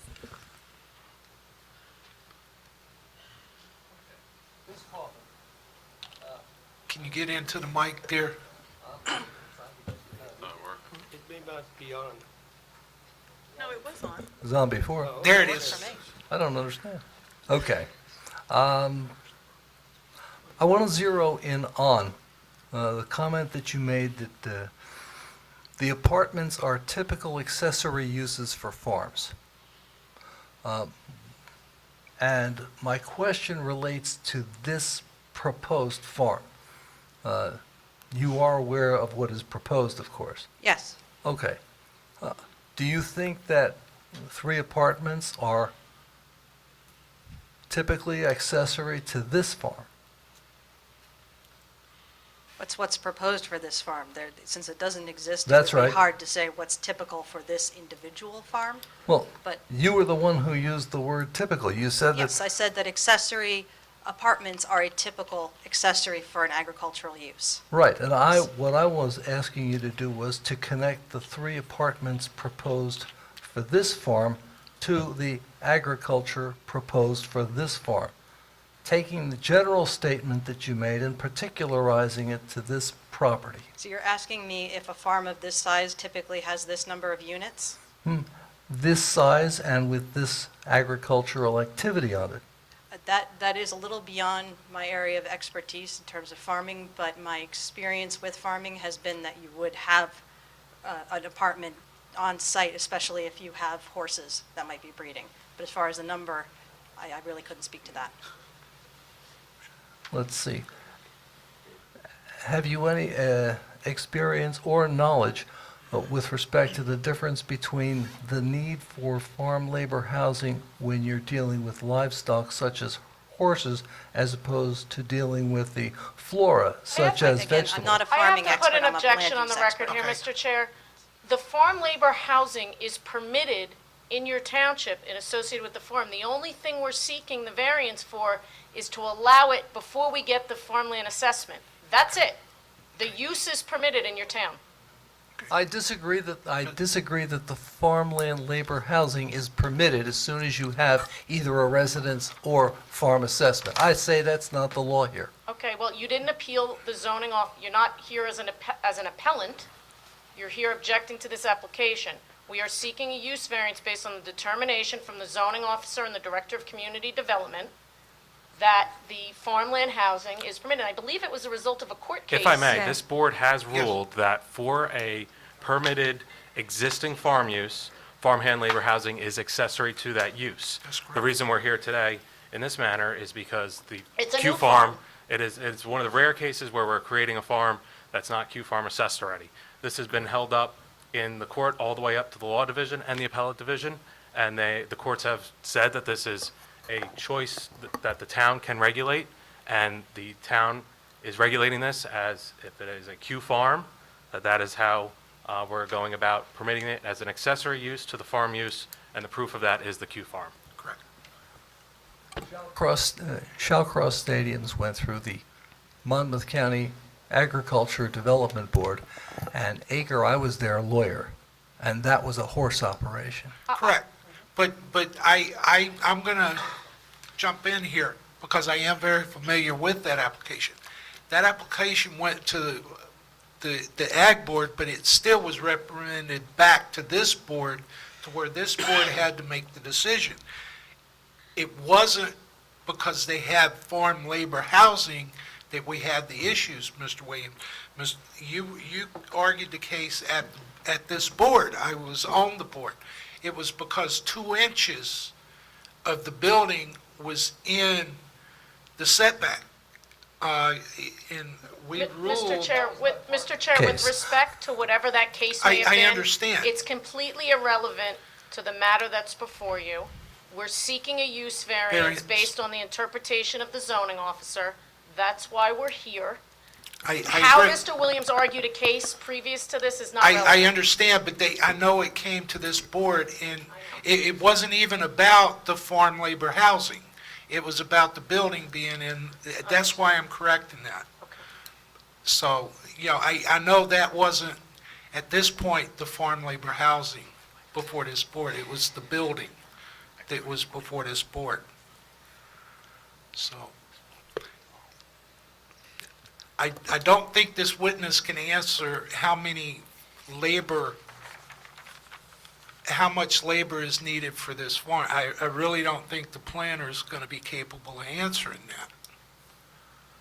But you do think that if we have a farm as defined in state law, basically the sky's the limit on how many people you want to work that farm. No, They have the right.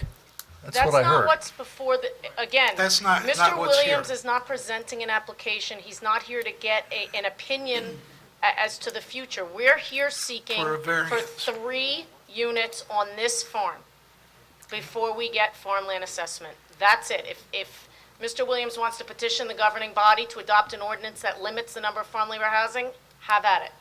Okay. Mr. Tropoli? I have to agree with Ms. Krimko, quite frankly. The application is fairly limited. And this board, yes, indeed, this board has ruled consistently in the time I've been here that farm labor housing is a permitted use when you have a farm. But in this case, right now, she's here for the use variance because while it appears to be, and it will be, it's not as of right now. Okay. And that's it. Okay. Whether or not the Aker decision or the McLaughlin decision or Starcross applies to this, I would beg to differ that while they appear similar, this is a different application. We've never seen an application like this. And I think importantly, Mr. Chair, we're not asking for unlimited farm housing. No. We're asking for 3 units. Right, and that's exactly right. So, the planning testimony is on the record. Correct. It is a Medici case. It's a use variance. It's 2 use variances, Right. D6, and for this, the farm use is permitted, period.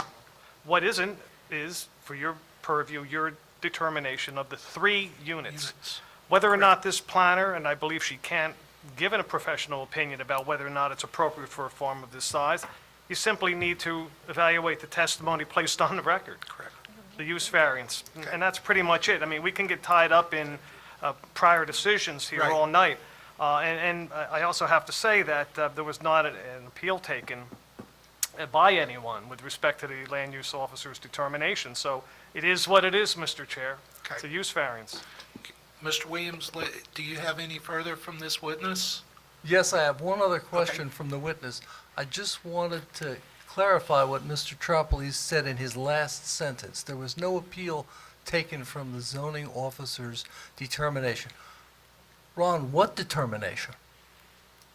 I wasn't with you as you finished your line of That reasoning. this, Why we're here? You sent a letter specifically referencing the memo. Right. I don't need an answer. Right, you sent a letter to the board and to me, basically putting your position on the record that you were in disagreement with the way matters were handled, and essentially, as I recall, disagreed with the land use opinion of our zoning official. But there was never any formal application made, is what I'm saying, by yourself. So you're talking about there was never an appeal taken from the April 21 position paper put together by Jerry and Matt? By the writings that you presented to the board did not constitute an appeal. It constituted Certainly not. your opinion. I never saw that when I wrote the letter. You referenced it in the letter. Okay, that was my That's recollection. because I got it off the minutes. I had to do Oprah and get it the week later. Anyway, I now understand what he was talking about. Okay. I have one other question for Ms. Coffin. Let's see, there are several uses proposed, agricultural, horticultural uses, that would constitute the farm. Did you take account of all of them when you decided whether the variances met positive and negative criteria? Yes. And do those agricultural uses include the horses? Yes. No further. Okay, thank you. At this time, we're going to take a 10-minute break at this time. Okay. The zoning board will now reconvene.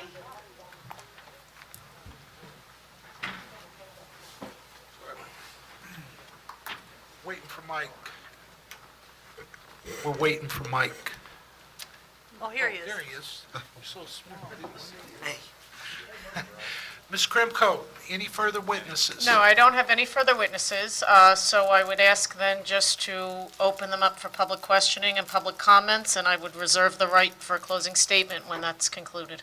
Okay. Before we do that, I'm going to ask the board, do y'all have any further questions of our professionals, of Ms. Krimko's professionals, the applicant's professionals at this time? I do, just Yes. for Matt, to give a clarification. So my clarification is that in no way is the applicant stating that they're going to build a house in the future. The variances here are seeking relief from Section 18811 of the ordinance that states that accessory buildings cannot be constructed prior to principal structures. There were several workarounds to this. The Right to Farm ordinance of Howell has a provision that accessory buildings can be built on a farm. The issue, again, is that this is not a farm yet. The applicant could have waited 2 years to get Q-Farm assessment from the tax assessor office, which would have been proof of farming. That would have negated the reason to be here for the use variance. The other way was to build a residence and have the farm buildings become accessory to that. The applicant has decided not to do that, and that's why we're here. That's the clarification for the board. Does not mean a residence will be built in the future, not necessary, depending on how the board rules, but I just wanted to clarify that for the board's sake. Thank you. Mr. Chair. Any questions? Actually, I have a question for Joe.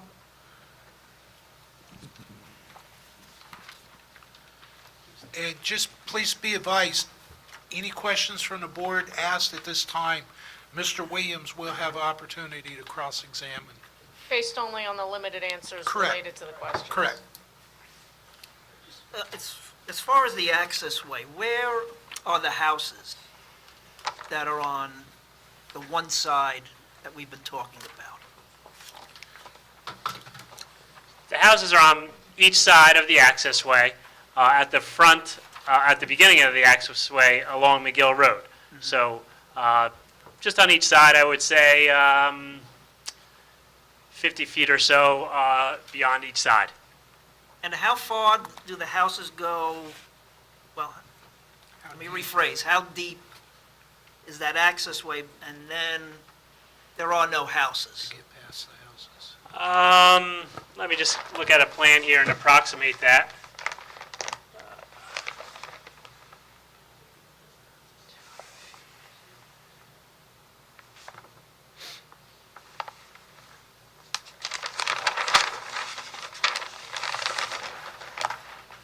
That doesn't go there. This is for my, I would approximate 150 feet or so. 150 feet from, okay. 1 inch is 200. Well, mine's really not, mine's shrunk down, so. Approximately 150 feet, and then you're getting into the farm where there's no houses then? Right, there's some structures, but not the dwellings. The dwellings, yeah, I would say about 150 feet to the back, 150 feet. and then some structures, say 250 to the back of the structures or so, But I'm more concentrating on the dwellings then. So Okay. Around 150 feet. approximately. Okay, good, thank you.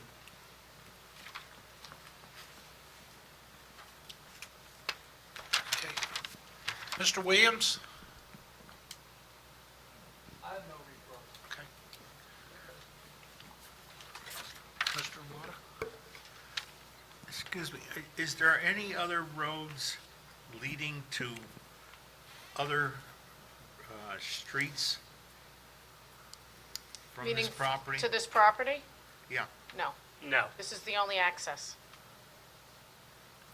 Earlier, is there access off from the wall property? No, there's no access from the Wall property, and there's no access from Route 8, from Belmar Boulevard. Belmar Belmar, Boulevard okay. because of the wetlands. Oh, okay. Mr. Williams? You good? I'm good. Okay. Tell you if I'm not. Okay, at this time, I'd like a motion to open to public. Motion open to the public? Motion. Second, Mr. Chair. Okay. All in favor? Aye. All opposed? Okay, seeing none. At this time, we're going to open the public for questions and comment of the applicant's professionals. Please come forward, be sworn in.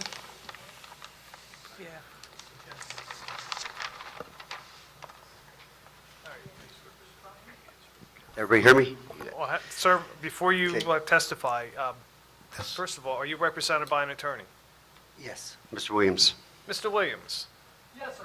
are you swearing your client in as part of your case, or are you permitting him to talk without Legal giving representative. testimony, or Of course I permit him to talk. I had no idea he was gonna go up right. do you want to take a moment to discuss that with him before he submits himself to whatever it is he wishes to say?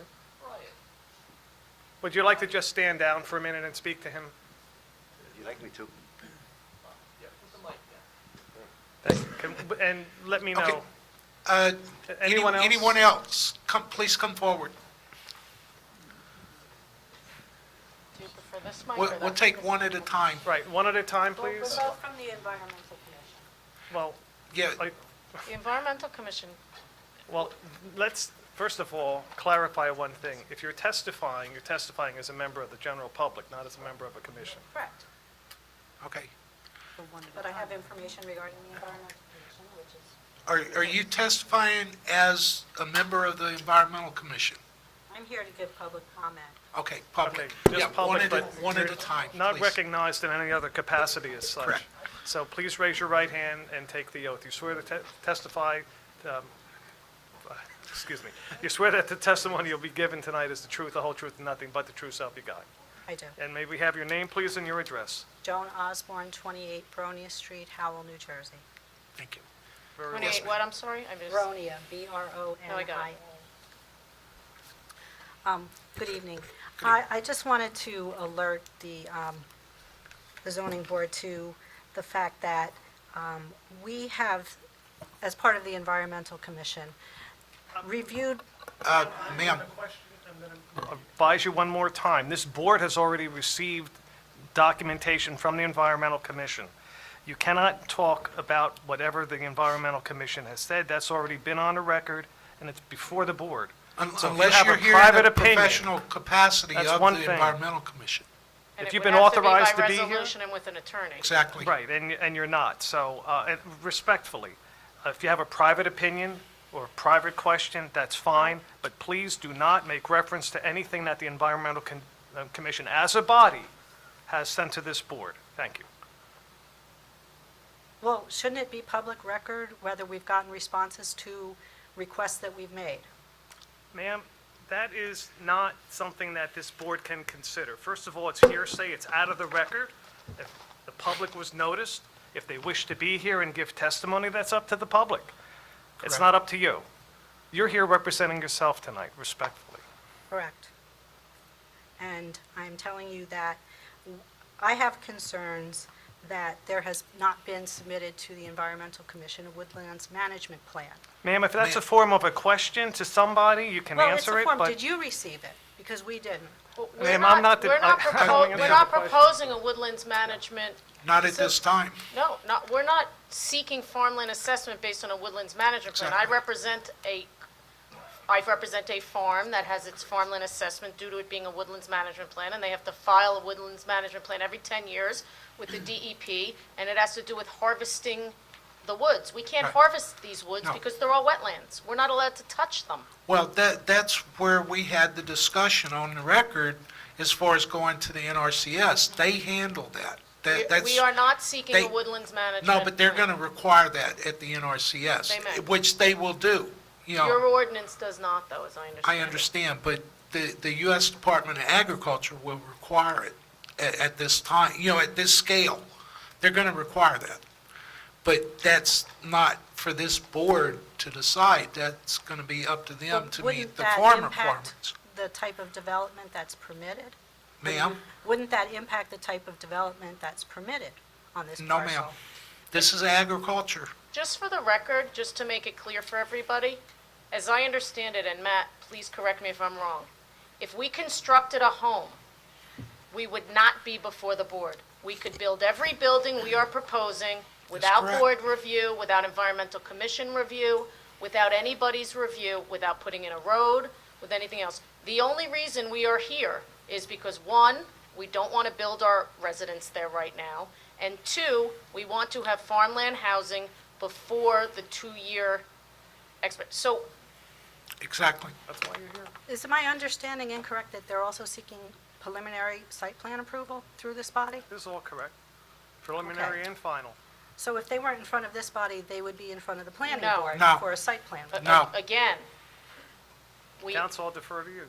again, as I understand it, if we are constructing a farm and we are constructing a home with it, site plan approval is not necessary. Correct. That is right. Okay. Well, as part of getting permit approval through this body, some questions I have is, you indicated there would be no fuel tanks.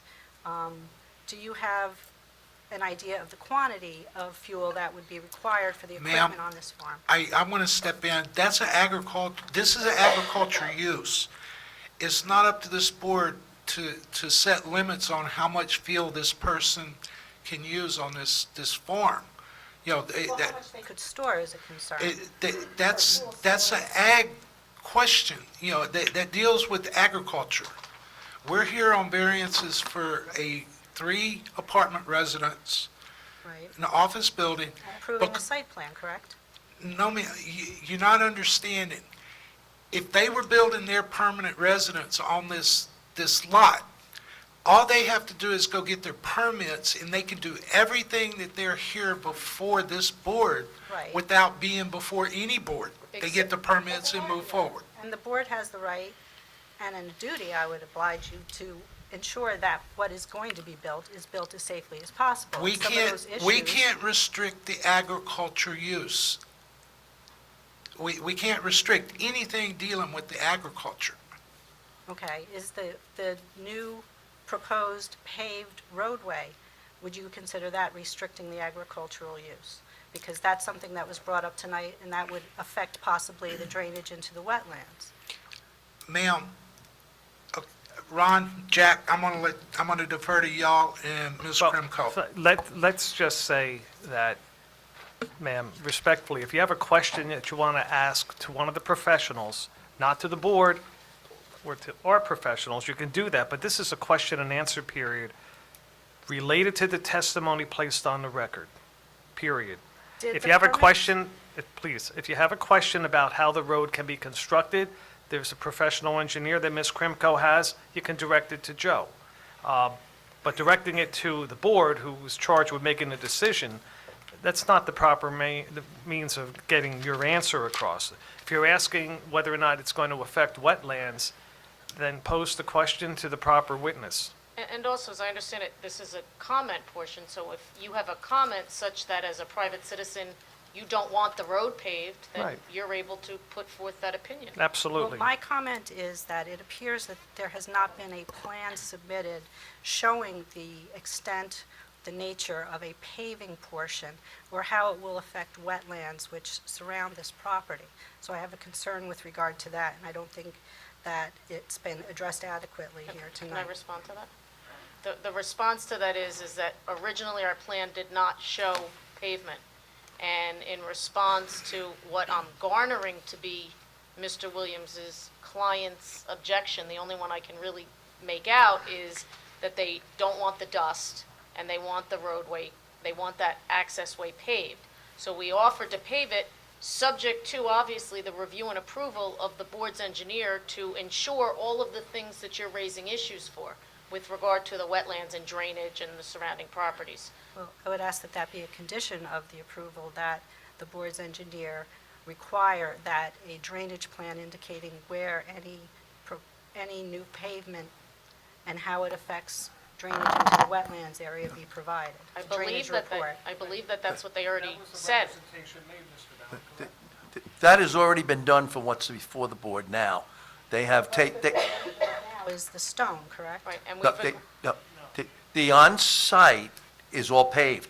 They direct all that water, they take water quality, they do recharge, and they do the reduction in the flows on-site. The question that came up tonight is, once you go off-site and the access road from McGill into their property was going to be left as stone, that was the comment that Mr. Williams had, that that would be paved. Now, if that's going to be paved, we'd have to look at what we would do, as you say, for the water quality, what you would do. We may have to put stone trenches in, we may have to do something to take care of the water quality and the volume so that they still comply with the state and the local requirements. They did submit their plan to the DEP, and they have DEP approval for what they have. Right, but the plans, my question, I guess, or my comment is that I'm inferring that the plans that went to the DEP didn't show any increase in impervious coverage. Well, the increase in impervious coverage, you're talking about as the plan is now? At Or the increase for paving that 1,000-foot of driveway? The increase for paving it. All the pavement? I'm Wherever sorry. they're go- Wherever they're going to add pavement that it doesn't exist now. The plan before us has all on-site paving. She's speaking about the The access road? line, yes. Well, then we would have to look at that to see how, same way we would look at it as we did on-site. Well, Jack, let me intervene here for a second. If that's a 12-inch DGA, that's impervious anyway. Correct. Pretty much. So Pretty what are you changing? Well, I think it's going to be widened slightly, I think. I don't think the existing road is I wide. understand, but as far as impervious, you still got the same issue right now. Correct. That you're going to have. They're going to correct it so it has a natural runoff. Correct. They've already agreed to that. Correct. Probably have more of an issue of sheet flow, though, into the wetland area. They have the sheet flow right now as it is, because DGA is doing the same thing. To the same extent, you believe? It's, And I also had a comment as to whether, as part of this process, any inventory had been taken of existing animals to ensure that there's not any endangered species that populated the land while it's this is an been agriculture fallow. process. They have to follow the agriculture But process. the short answer is, I believe as part of the NJDEP, we had to do a threatened and endangered species and got all our approvals. And were any found? Because I didn't see the copy of that We report. got our permits, so anything that may have been there have not been displaced to the extent that the state would prevent us from doing what we're doing. Right, thank you. Okay, anyone else?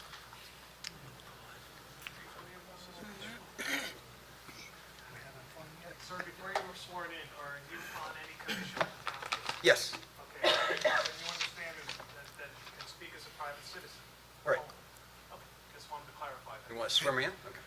You swear the testimony you give this evening will be the truth, the whole truth, nothing but the truth, so help you God? Yes, I do. Thank you. Name, please. Okay, my name is Jerry Barron, and my address is 37 Danella Way in Howell. Mr. Chair, you brought up something before, and I'm going to make reference to it. You mentioned you looked at the area and you suspect there might be a previous farming done on the property? Correct. Has any testing been done in that soil? Sir, they're doing an agriculture process. They're not required by that. If you're going to possibly have contamination and pollute the wetlands, that's a concern. Sir, The DEP has jurisdiction over the wetlands and anything relating to alleged contamination to the wetlands. They've reviewed our plan, they've approved our plan. And is that for public record? Yes, of course. Ah. It's all been submitted, it's all moved in as evidence. All the plans, all the permits, flood hazard area, wetlands, everything. How recent was that DEP approval? This year or last year? Yeah, within the last year or so. Within the last year, okay. Yeah, All right, so, all right, thank you. and I can email them to you if you want, if it makes it easier. Well, we got the fact.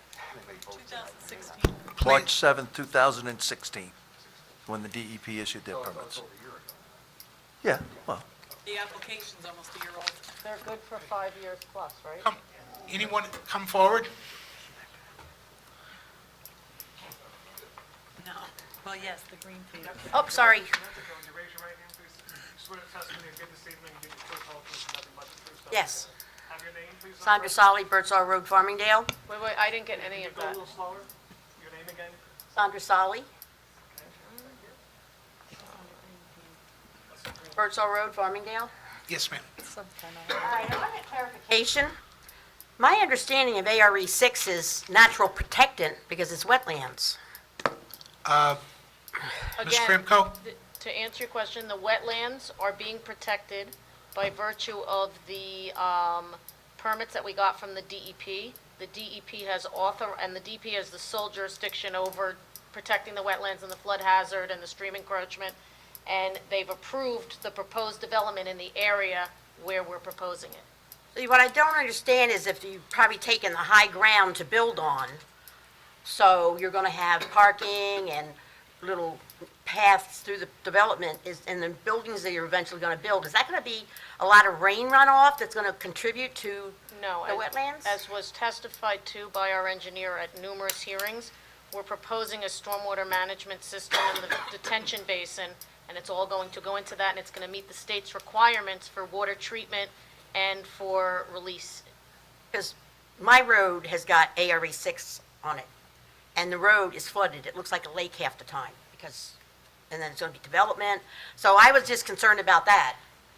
So that's all I needed to know. I was concerned about the ARE 6. Was it still considered natural protectant, or did that, ARE 6 is agricultural rural estate. It's ARE for 6? farming. Is for farming. There's yes. no other ARE 6? No. Birdsall Road is ARE 6, where the Rifle That's and correct. Pistol Club. That's a farming. But it says natural protectant. You can't farm in there because it's... No, you can't farm on wetlands. If it is state protected, Actually, environ- I'm going to interrupt. You you can on farm the some- wetlands. Right, under some If it's circumstances. been farmed and not overgrowth, natural growth come back, you can farm wetlands. And it is permitted throughout the state But of New we're Jersey. not. No, I understand that. I just want to clarify that for the record. No, I'm just asking because years ago when I went to zoning board environmental meetings, I would look at the maps and I would see Correct. ARE 6 natural protectant. Well, no, ARE 6 is agriculture zoned property.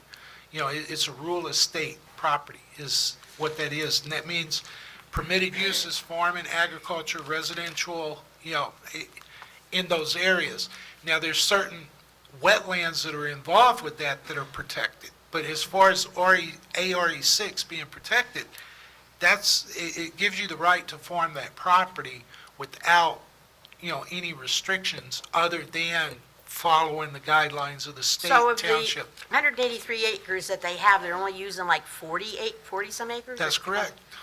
27, I think. 27, so with all the different buildings they want to put on that, that's not going to increase the, what's the word I want? They meet the runoff. impervious coverage Yeah, and they're not is going what to they're doing. regrade in any way to bring it up higher for runoff or whatever?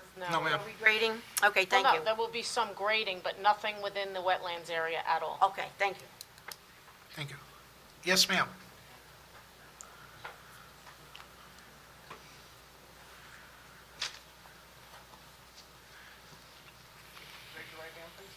Why do I have to, I'm going to ask a question. I'm not testifying. My name is Linda Tibergine. I live on Belmar Boulevard. If you don't take the oath, you won't testify. I find this kind of intimidating to the public, to be honest with you, but I will take the oath. Give me Thank the you very oath. much. You swear that the testimony you'll give this evening will be the truth, the whole truth, and nothing but the truth, so help Of you God. course, and I am not You have- testifying. I have one question. And may we have your name again and your Linda Tibergine.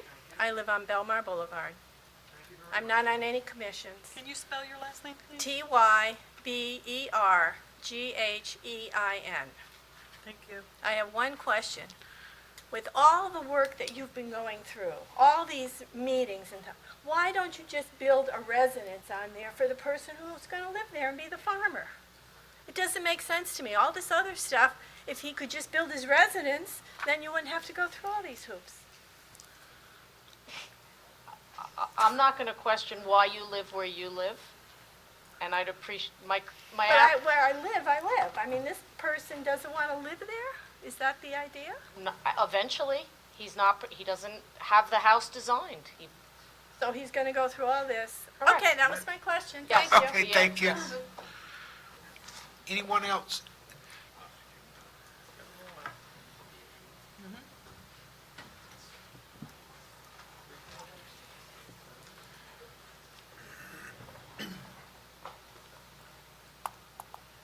You swear that the testimony you give this evening will be the truth, whole truth, and nothing but the truth, so help you God. I do. Yes, may we have your name, please, and your address? My name is Sue Boland. I live on Belmar Boulevard.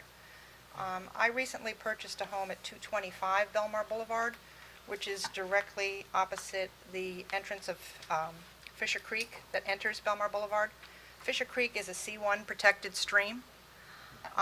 There's actually, I believe, at least two, possibly three. I know the Fisher Creek is a C1 protected stream, and the Pre-Swamp Brook, which is also on this property, is a C1 protected stream. Those are the streams that are supposed to have the highest level of protection because of environmental reasons. I don't quite understand how it was never even mentioned. I was given documents that show that violations were made where 3.5, I believe it was at least 3.5 acres of woodlands was cut down without any kind of oversight, without any kind of approvals, and they were given violations from the Environmental Commission when they cut down these trees on that property. And it's a big open area now.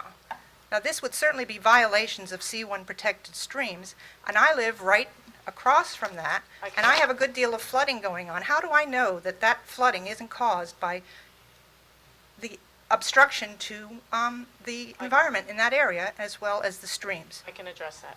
Okay. The first thing is the C1 streams are the most protected of the streams, and they have a 300-foot buffer, I believe, Correct. where we're not violating any of those. If we were, we wouldn't be able to get our DEP approvals.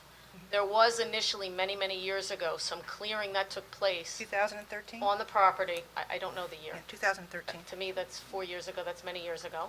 Oh. There was clearing that took place by the current owner who didn't realize that he wasn't allowed to. As a result, he got 3.5 acres of clearing. He didn't realize he needed any kind of approvals or permission to clear 3.5 acres. Correct, when he owned 185 acres, yes, he He didn't thought he realize. could just clear cut 3.5 acres Yes, he of did. woodlands without the town knowing May about I it? finish, without the- ma'am? I didn't I'm just interrupt you. I just wanted to ask. Perhaps you let me finish. Okay.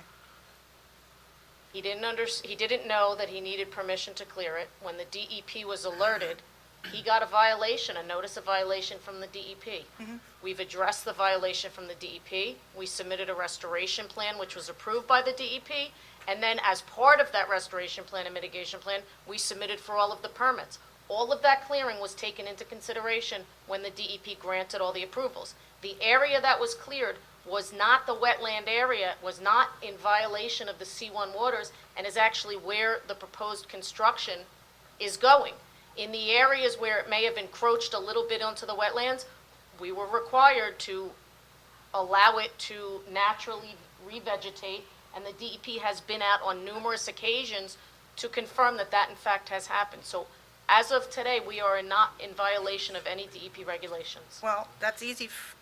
I could understand your standpoint, but living right across the street from Fisher Creek and seeing a good part of the time, the property being underwater right up to the house, I believe your disturbance has definitely affected the water table in that area, and I don't see how anybody in their right mind could think that they could just go in and start clear-cutting 3.5 acres without notifying the DEP, without getting a woodlands management plan, without even contacting the town, and then say, oops, yeah, I already did it, but I'm not really worried about the consequences. I worry about the consequences. To me, this is something of an indication that you plan to do things, let the cart go before the horse, basically. I have to object, She's That's- already, that's my opinion. Ms. Krimko's already answered your question. Okay, well, I just feel that that has an indication to me that things aren't done in the sequence that normally they're supposed to do. That's my personal opinion. Ms. Krimko, do you have all the necessary permits from the We do. DEP now at this time? And we're following, now that my client's hired an attorney and hired all the professionals, now he understands what the process is, and that's why we've been appearing before you for the last, how long now? A year, 18 months? Yeah. Yes. So when the Pre-Swamp Brook and the Fisher Creek flood over the banks and go across the Belmar Boulevard, which I've seen it done to the point where I was worried about even driving through it, it was that high. I mean, it slowed the car down and you just see floods going up on the sides. You know, I don't understand how you can just change the contour of land that has two C1 protected streams, and then we have to deal with the consequences. That is, the neighbors have to deal with the consequences and how it affects our property. This is an existing farm. It has been It's not been a farm, it hasn't been farm assessed yet, so it's not really a farm. I'm not, we're not even talking. Mr. Chair, Just to be a farm doesn't mean you have to be farm assessed. Mr. Chair, I want to correct that. I think just simply put, the State Department of Environmental Protection regulates the C1 waterways and That's right. all of these environmentally sensitive lands. That's right. They have carefully and painstakingly reviewed our application, our plans, our grading, our proposals, and have granted us approval. So in the eyes of their experts, we are not creating any problem to the surrounding neighborhoods. This board doesn't even have jurisdiction over these lands. Well, my feeling is the damage is already done. There's not much you can do about it, except that I have to look at floods basically up to my doorstep a good part of the year because that Pre-Swamp Brook is now overrunning its banks. Another concern that I have is that those streams, when you talk about the zoning, it was zoned ARE 6 as a protected area, mainly because of those C1 protected streams, to my understanding. I mean, you had a board that sat and discussed what areas of Howell Township do we want to protect and keep natural and wooded, and make sure that those streams aren't affected. We are in full compliance with the ARE 6 zoning with this Matt, development. do you have the ARE 6 designation? Could you please read that for the record, please? I'll pull it up in just 1 minute. But just to make it clear, Right. we're in full compliance I except for I the front yard understand, but setback. this is the second time this has come up with the ARE 6. And just as a point of reference, on a 100-acre parcel, say even 60 acres are buildable, a 6-acre lot size is the minimum, and a subdivision can be done with putting a house every 6 acres. So the purpose of the ARE 6 is to provide for low-density development. I'm pulling up the exact wording of the ordinance. Just 1 minute. But farming, residential use is principal and permitted in the zone. On these 25 acres that we're developing, or 27 acres, we could conceivably put 4 or 5 houses. 4 or 5 houses, you say every 6 acres, there's a big discrepancy there. Because 20 we're only- 24 because we acres. can't- Much above, Because we can't develop the other acres because they're They're wetlands wetlands. and because they're protected. okay. So you conceivably could put 4 or 5 houses in. 5 or 6, depending, I mean, we might Okay. be able to have cleared more, we didn't All need right. to. So the wetlands is a serious consideration when it comes to that piece of property. Correct, which is Okay. why we have gotten all That's the why I'm approvals. concerned about why 3.5 acres would be clear-cut and how that affects the rest of us. It says here that you're looking for use variance relief for the construction of farm buildings without an existing residence on the property and prior to qualifying for obtaining farmland assessment. So you're really asking for, again, doing things the unconventional way. You're not asking for farm assessment and you're not asking for a residence, but you want to start building a farm. No, I don't understand why a resident can't go on that property and do it in the normal and customary sequence, which is what ARE 6 requires. You said yourself, it's agricultural rural estate. There's no estate here. All there is somebody saying, eventually, I may build a house. Well, that's not a rural estate. Ma'am, you misunderstood what was said then, and I'll try and clarify it for you. Okay, If I planted, I could plant orchards there tomorrow. right. If I had orchards there for 2 years.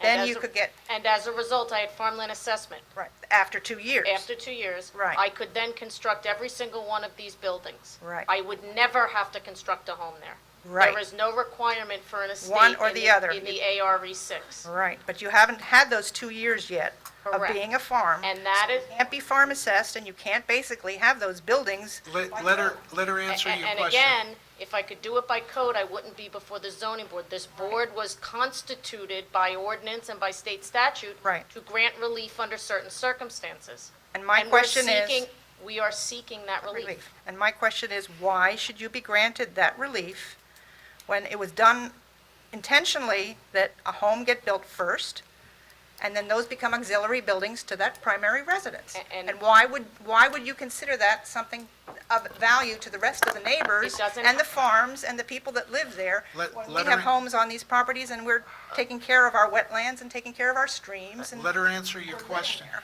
And I'm not going to continue in a back and forth. Just very simply, we provided the testimony of a licensed professional planner, an expert testimony.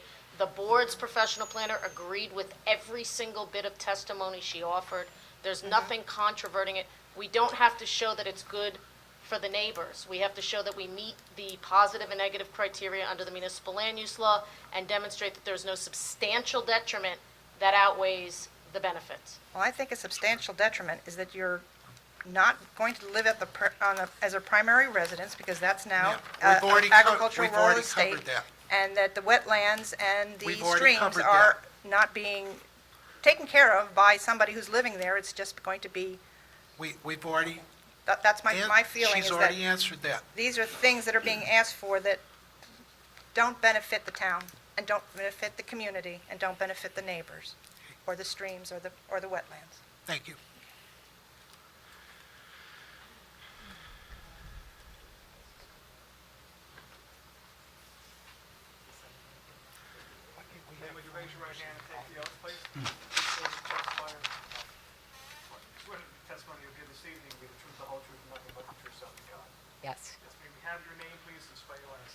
Virginia Woolley, Woolley. 158 Belmore Boulevard. Well, I'm here to tell you that I own 15 acres on that same lot. And the Pre-Swamp Brook it starts back on that property, and it comes through to my property, and that brook feeds my pond, which I have fish in. And I had lived on a farm, and horses just make a lot of poop. And I figure you're not going to go out and pick up that. And they don't go to the barn to do that. So I'm concerned about that and the fertilizer that's going to be laying on that wetlands back there and coming into the Pre-Swamp Brook and coming to my property and polluting my pond. Ms. Krimko? I believe that it's all been addressed. I mean, I'm not going to have a back and forth with every witness. I believe it's been addressed. We're going to be required to comply with all state, county regulations as it relates to farming. It's all taken under consideration. Plus the federal. And it's not something that this board even has the authority to regulate. Correct. Can I talk with a DEP about this? Ma'am? Certainly, you can talk to the DEP about it. Yes, ma'am. The other thing, you talked about septic tanks. On Belmar Boulevard, all septic tanks are above ground because of the wetlands. I think they testified that it would be above ground. It will be? No, he said below ground. No, Joe? Mounted system. it's a mounded system. Okay.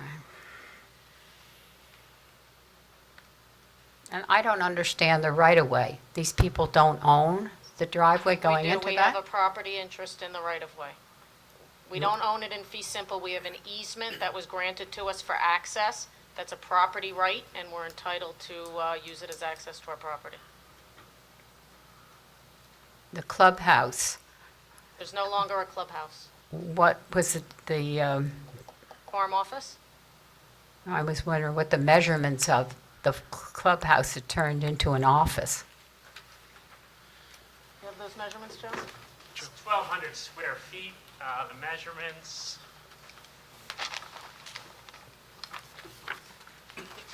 And you said you had an office in the barn? 25 by 48 is the size of Okay. the farm office. Okay, thank you. Anyone else? Come forward.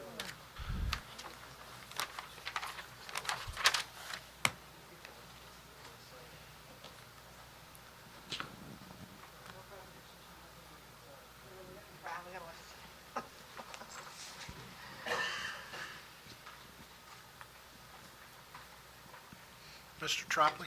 Mr. Williams, want to swear the witness? Absolutely. Just one or two? Two, because we're at the same time. Swear the testimony you give this evening will be the truth, the whole truth, nothing but the truth, so help you God. Yes. And may we have your names for the record, please. Lori Oaks, 135 McGill Road. And I'm Brian Oaks, same address. Okay, your witnesses, Mr. Williams.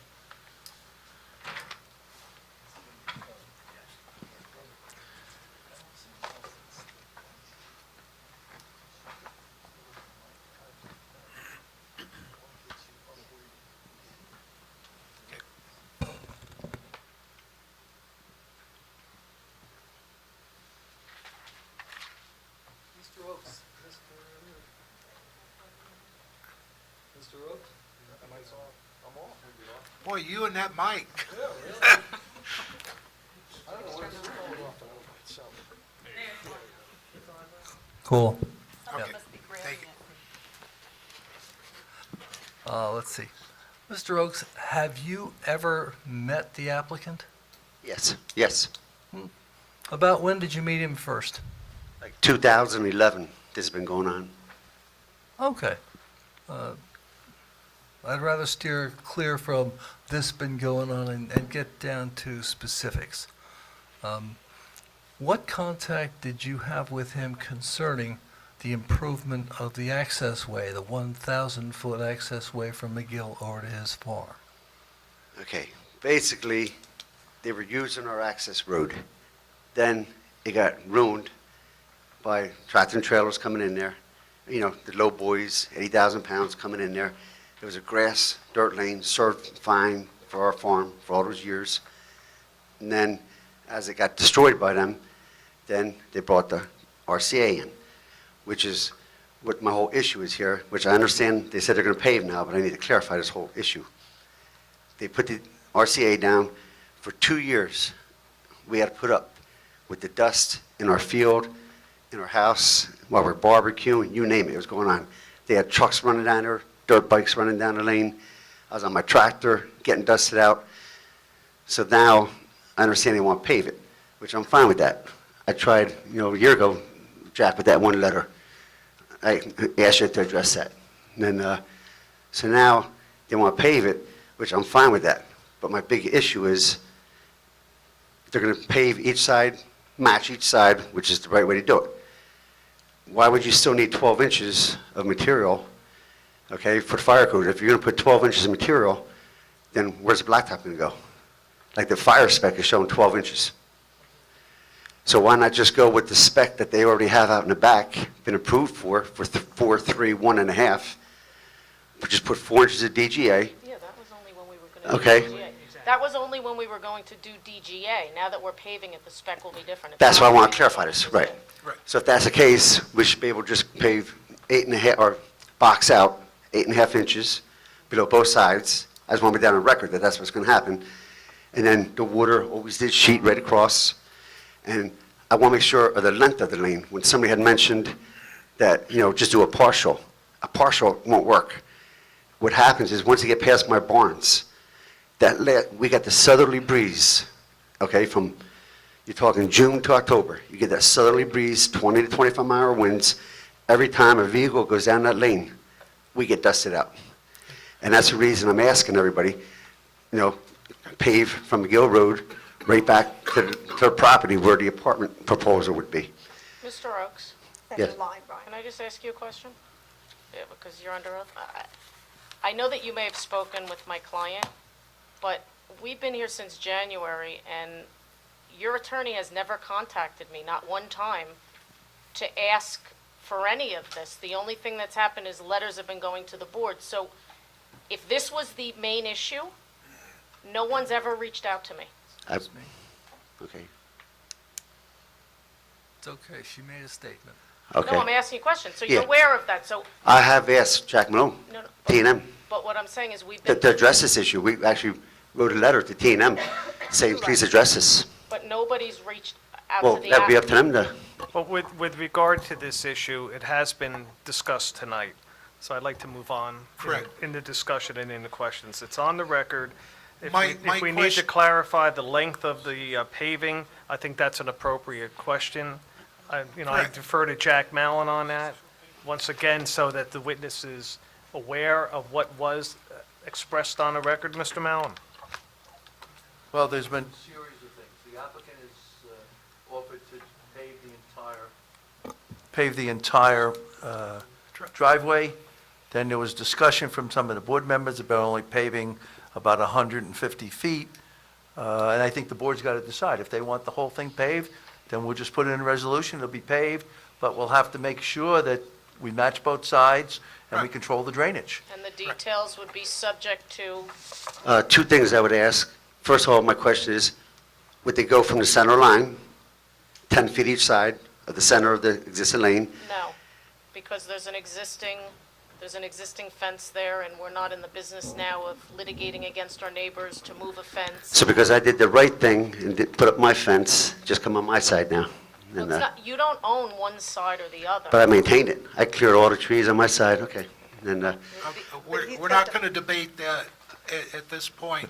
The roads, The road is there's an proposed existing as- road proposed. okay, so my other thing would be, I'm asking every job I've been on, the access road, you always do that prior of your construction. Like, I shouldn't have to live while they're building all this dust and all this that's down there now. So I'm asking, I've already lived through 2 years of dust. I've been told by Eileen, I've been told by Alex Barzin to wait till tonight, you'll get your chance to speak. Here's my night. So I'm just asking everybody, can you please consider that prior to construction, on every job I've been on, DOT jobs, Parkway, Turnpike, we always build the access roads Mr. first. Oaks, yes, And then, yes. Let him finish. Right. We've listened to so much over the last couple of years. Right. But I'm saying that, Okay, yes, so- we're willing to do what he's asking. And it's supposed to be 5 feet off someone's property line according to the town ordinance. That's a We driveway, this disregarded is not that. a driveway. It's a driveway into a very big application. Are they gonna put electric or gas back there, do you know? Like, how are they gonna supply the house and buildings? Have to. Because we're gonna leave it, because my suggestion would be, you know, let's say you've used the spec that they're already using for the back. Just go with the 4 inches DGA, where are you gonna put this utility trench? Because if I'm asking to pave ahead of time, what we normally do, you leave room for the utility trench, put your base in only, at the end of the job, you top it out, which makes sense, so you can still get utility in there. Are they gonna run electric or gas back there? Because that would affect, That would be a question for I your don't have, engineer. that's the engineer that can answer. If you only are using. which is why I suggested go on one side or the other, leave a space on the one side, go down the center, and then you got room for utility. Can you come up and be on the mic, please? So you see what I'm saying? I'm just trying to make common sense out of this whole thing. Yeah, Joe? We will propose the utilities underneath the roadway. But that means you would have to get together, have they gotten together with utility companies? Not yet, no. That's gonna take time, so is that gonna happen? They might do it together. well- Can you speak into the mic? Speak into the mic. Yeah, my question was, I've dealt with the utilities, all of them, and it takes time. You got to set an appointment, what you're going to do and all that. So is that timing going to conflict with them wanting to build? Where I won't have my road prior, and I'll still be living with dust? Just in my experience, you've always had to have power before you could build. Which is why I would, on our jobs, we pave in the center, leave utility trenches on both sides. You only usually need 5 or 6 feet, then they could come down. Yeah, we're not going to pave until the utilities are in. Are you going to start building then? You asked whether or not we would phase it and put the road in before we start building, and I believe that we agreed to that. You just said no if you're going to put. Well, he just said you're going to put the utilities underneath the blacktop. Too many people talk. So you're going to wait, in other words, Okay, hang on. First of all, Mr. Chair, there's a lot of side discussions going Yes. on. Whoever speaks, one at a time, Please be in the mic. Thank you. okay, so in other words, okay, so Joe, you're going to pave, you're going to put the utilities underneath the blacktop? Yes. We're going to put those in first, we're going to put the utilities in first, and then pave, and then construct the project. Okay. That's what I want to clarify. Okay, it's on the record. You got it. That's what I want to hear. Utilities, you'll have some. You're saying then you'll leave a dust road until you put the utilities in? Yes. You can't even Well, use our backyard. I just thought we so bad. said you're not going to leave the dust hang on. road. Just one at a time. Until the utilities go in. The road is not going to be paved until the utilities are in. We're not paving tomorrow. Then you're not solving the issue. Then I still got to Sir, live with sir, the dust. Sir, what I heard, correct me, Ms. Karamko, if I didn't hear it properly. They are going to put the utilities in. They are then going to pave the road. Then they will start their construction. Did I hear that right? That is correct, and we're not obligated to do it.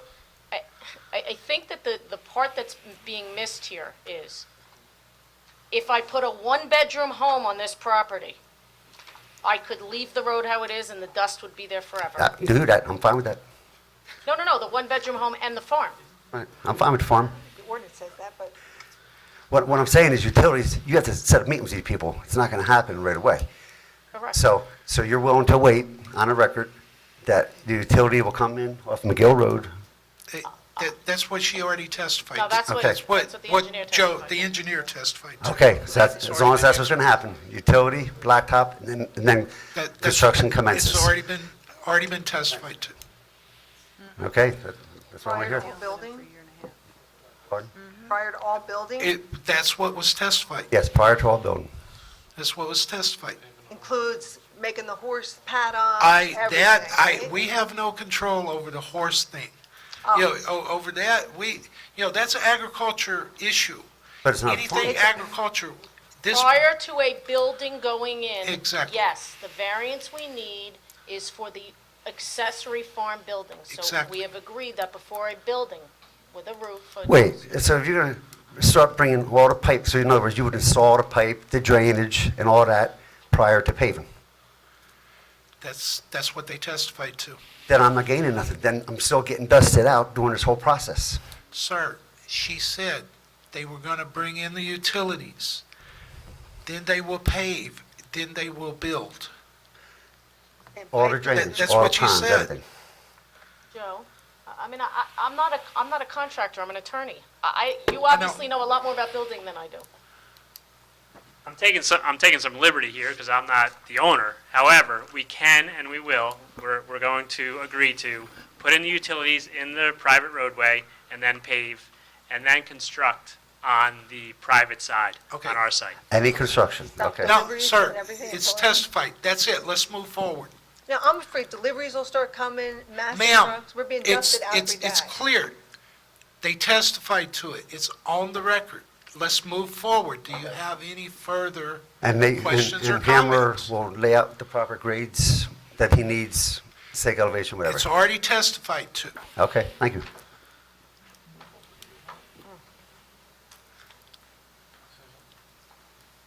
Let's do another subject. Yes, sir. Okay. Can you identify the document that I'm showing to you right now?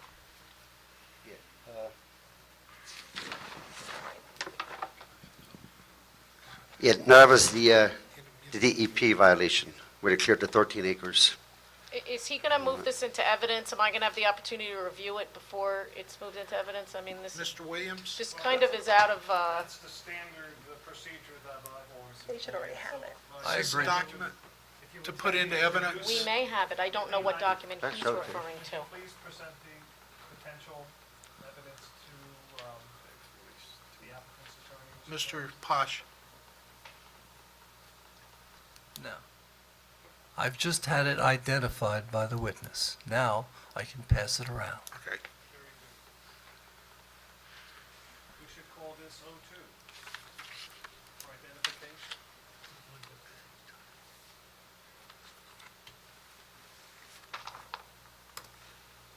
Okay.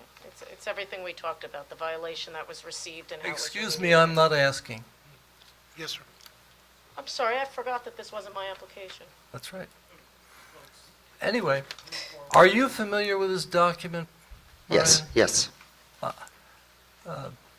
Does it relate to the clearing of wetlands on Mr. Ajmi's property?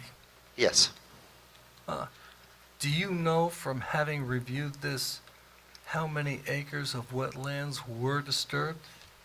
Well, the total was 12.8 acres total. Objection, he doesn't know from personal experience how many. If what Mr. Williams is saying is, what does the document say? The document speaks for itself. It was just moved into the record. And I asked him to speak off the document and not from personal No, you did. experience. You asked him if he knew. And so, no, he can read that as the board members can read it as well. That's correct. Okay. So were you a witness to this clear cutting? Oh, yeah, they cleared, and then I went to Howell Township. Wait a minute.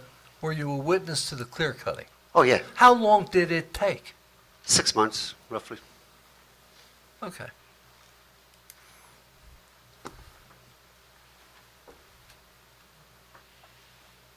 No.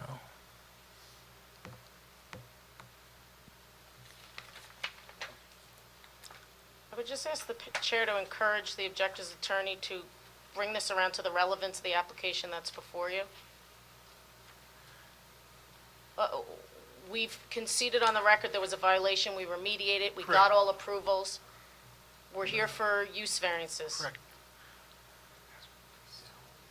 They have already met the DOT, or DEP standards. They've already filed for the permits, they've already, I've already gotten I the thought permits. that's already, That's not been where I addressed. went. That's not where I was going. okay, okay. Carry on. Okay. Now, recently here, tonight, you've been complaining about dust. Tell me how the dust was raised after the RCA was installed on the access way. It was 90% from the activity going in there. They had monster trucks, they had dirt bikes, the hunters, it was just everybody going back there. For how long? Oh, for 2 years that went on. They were just riding everywhere back there. Did you ever approach Mr. Ajmi about this? Yeah, but I have to question the relevance, what this has to do with the use variance and the proofs we put on the record. Chairman, I agree. I mean, Yes. with all respect to Mr. Williams, the issue's been placed on the record, it's been discussed, it's been acknowledged by the applicant. I don't think that you should permit questions other than, it's already been stated by this witness 2 or 3 times already regarding the impact that has occurred within the last couple of years. You know, and Mr. We Williams. need to I move ju- forward because the permits, we're here for use That's- variance and for agriculture And let's- uses.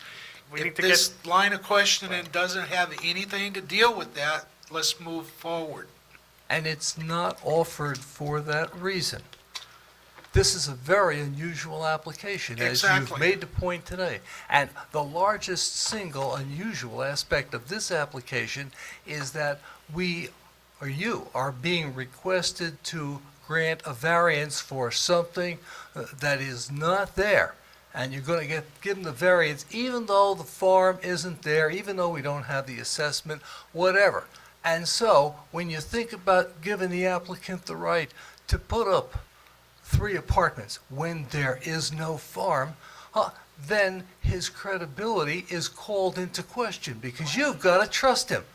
Because you're going to give him what he Excuse me, gets I now, objection. and then we can worry about what he's going to do. And Mr. Williams, Mr. A Williams, use that's- variance is granted to the property, not the property owner. It That's- runs with the land. That's correct. Mr. Exactly. Williams, I Mis- would just advise you to please do not inject any opinion that is not substantiated, number one. Number two, I do agree with the applicant's attorney. Please stick to the professional proofs on the record. Exactly. The thing, at this point, this board is being asked to grant a use variance Prospectively. based on testimony that's put on the record from their professionals. They, so happen they choose to go this route instead of putting the residents. This board is directed, it's on the record. I don't care what happened before, I don't. This board is from this point, from the testimony that's before this board, to make a decision to put on the record so land use, code enforcement, whoever, if it's being violated, the state, our township code enforcement, they will deal with it at that time. Right now, we don't have anything on the record other than testimony. We haven't granted a use variance yet, but once that's granted, once the testimony comes to bear, they have to live by it.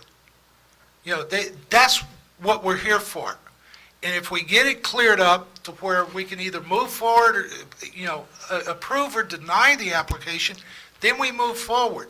But there will be a clear-cut record to what they can do, what they cannot do. They have their DEP approvals. They're here now to move forward with their plan. Everything that they do right now is going to be under a microscope.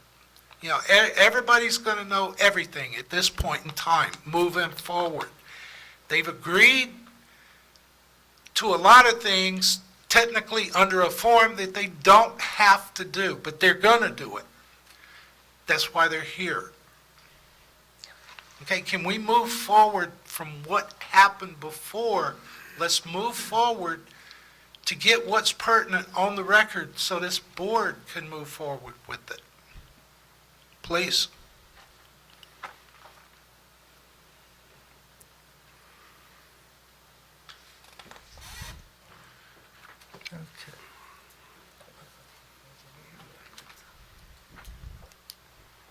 Yeah, the 50-foot buffer, they had cleared that, because they talked about, preserving trees, everything, because technically you're not a farmland, and they cleared right up to my farmland.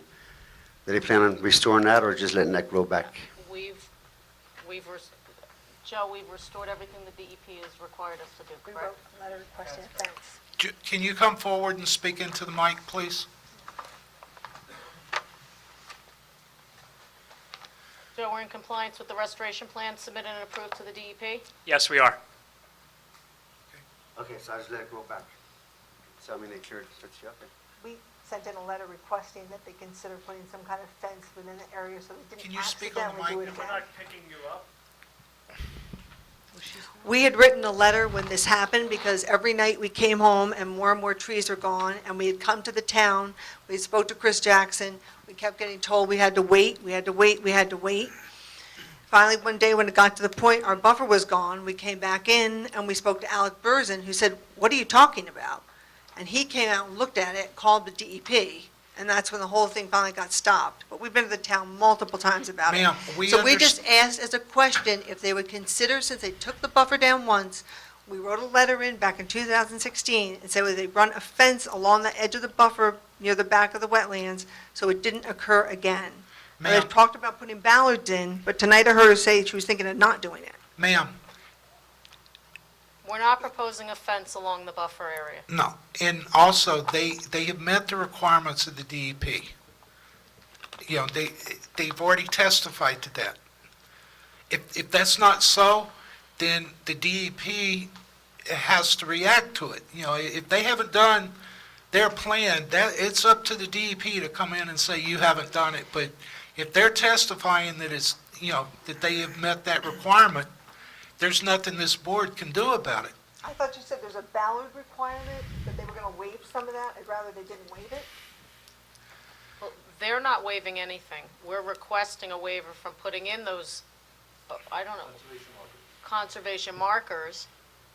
That's the only thing that they, in Yeah. agriculture, they're not required to do that, actually. Okay, yeah, all we were getting at is, being that they already cleared 13 acres, we know it happened.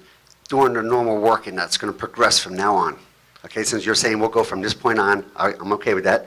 From this point on, can we just even put from Home Depot, the orange safety fence, just to show all the workers, like I'd be coming there, somebody wouldn't know not to go in there? Could they do that, something like that, and keep everybody happy? That'd be a simple thing, cheap thing to do. Five, 7 rolls. Freehold soil is going to require us to put Now- silt fence around the limit of disturbance. So there will be a fence during construction that delineates the limit of disturbance as to where they can go. But I'm going to interject right here, because you're going to be a farm in operation. That's going to come from the U.S. Department of Agriculture through the NRCS as to your limits, even if it's in the wetlands.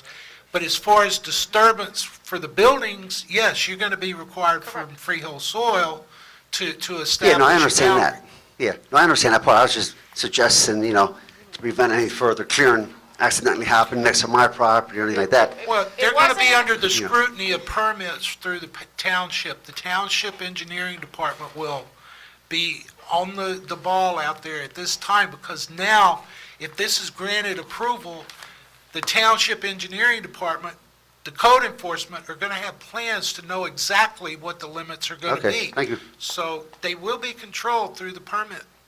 Okay, that's fine. Okay. Mr. Williams?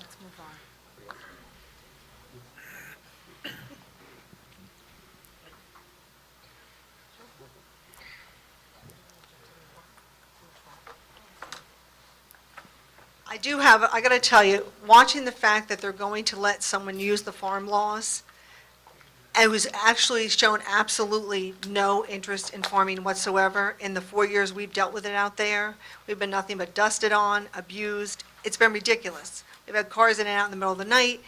Now you're talking about, the size of this project is as big as a strip mall, and it's gonna come in and out of a 20-foot lane.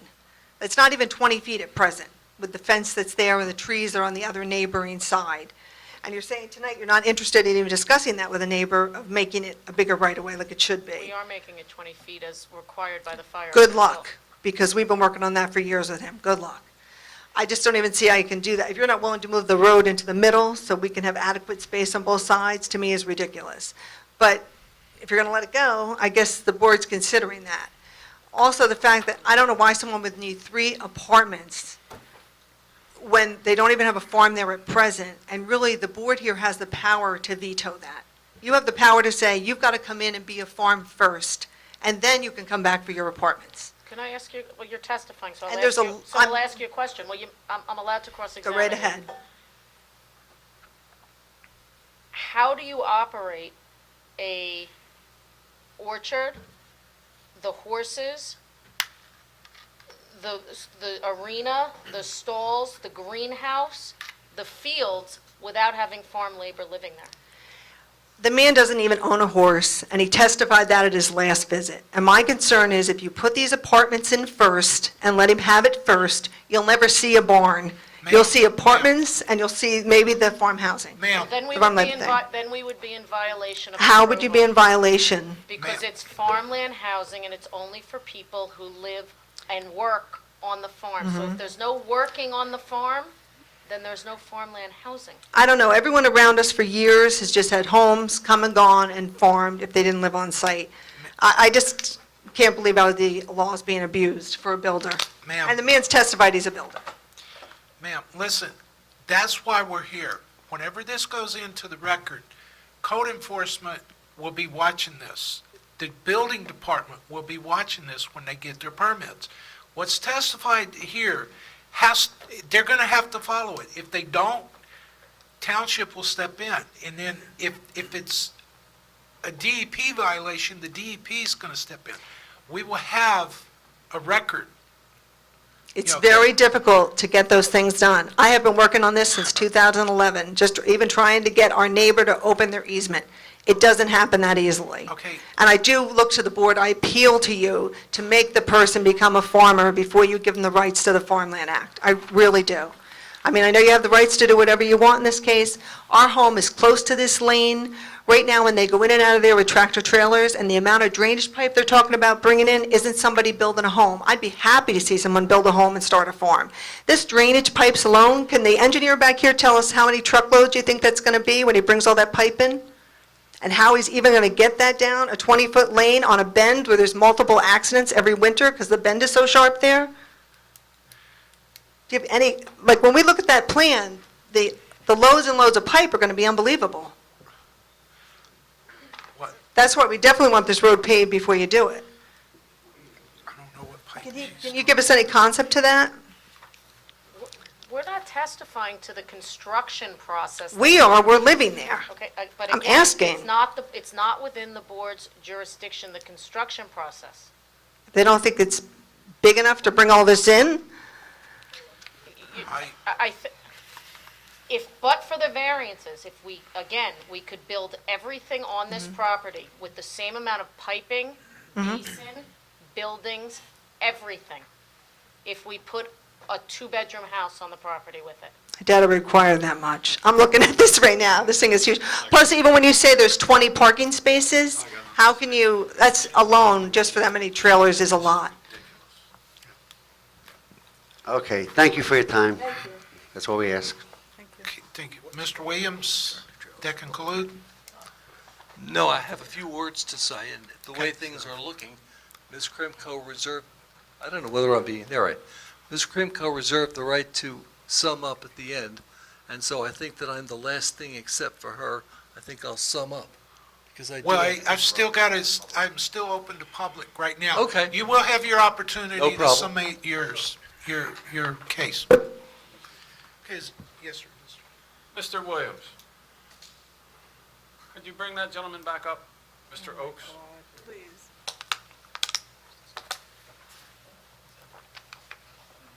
Is it your desire to have, all the interior roads on this project are paved, correct? No. Yes, they will be as Okay. proposed. The entrance is not, correct? Correct. Correct. You're willing to pave the entrance. Is it your desire, because I've heard your comment on dust a lot of times. Is it your desire to have that road paved, which would virtually eliminate any dust? Correct. Are you willing to pave the road for him? Yes. Okay. Yes. If we It's just, your, go ahead. it's your concern that the profile of this road is going to be too high, too low, too east, too west, and it's going to cause ponding on either side. Where is Mr. Hanrahan? Is there a profile for this road on your plan? Now, there should be a cross-section, actually.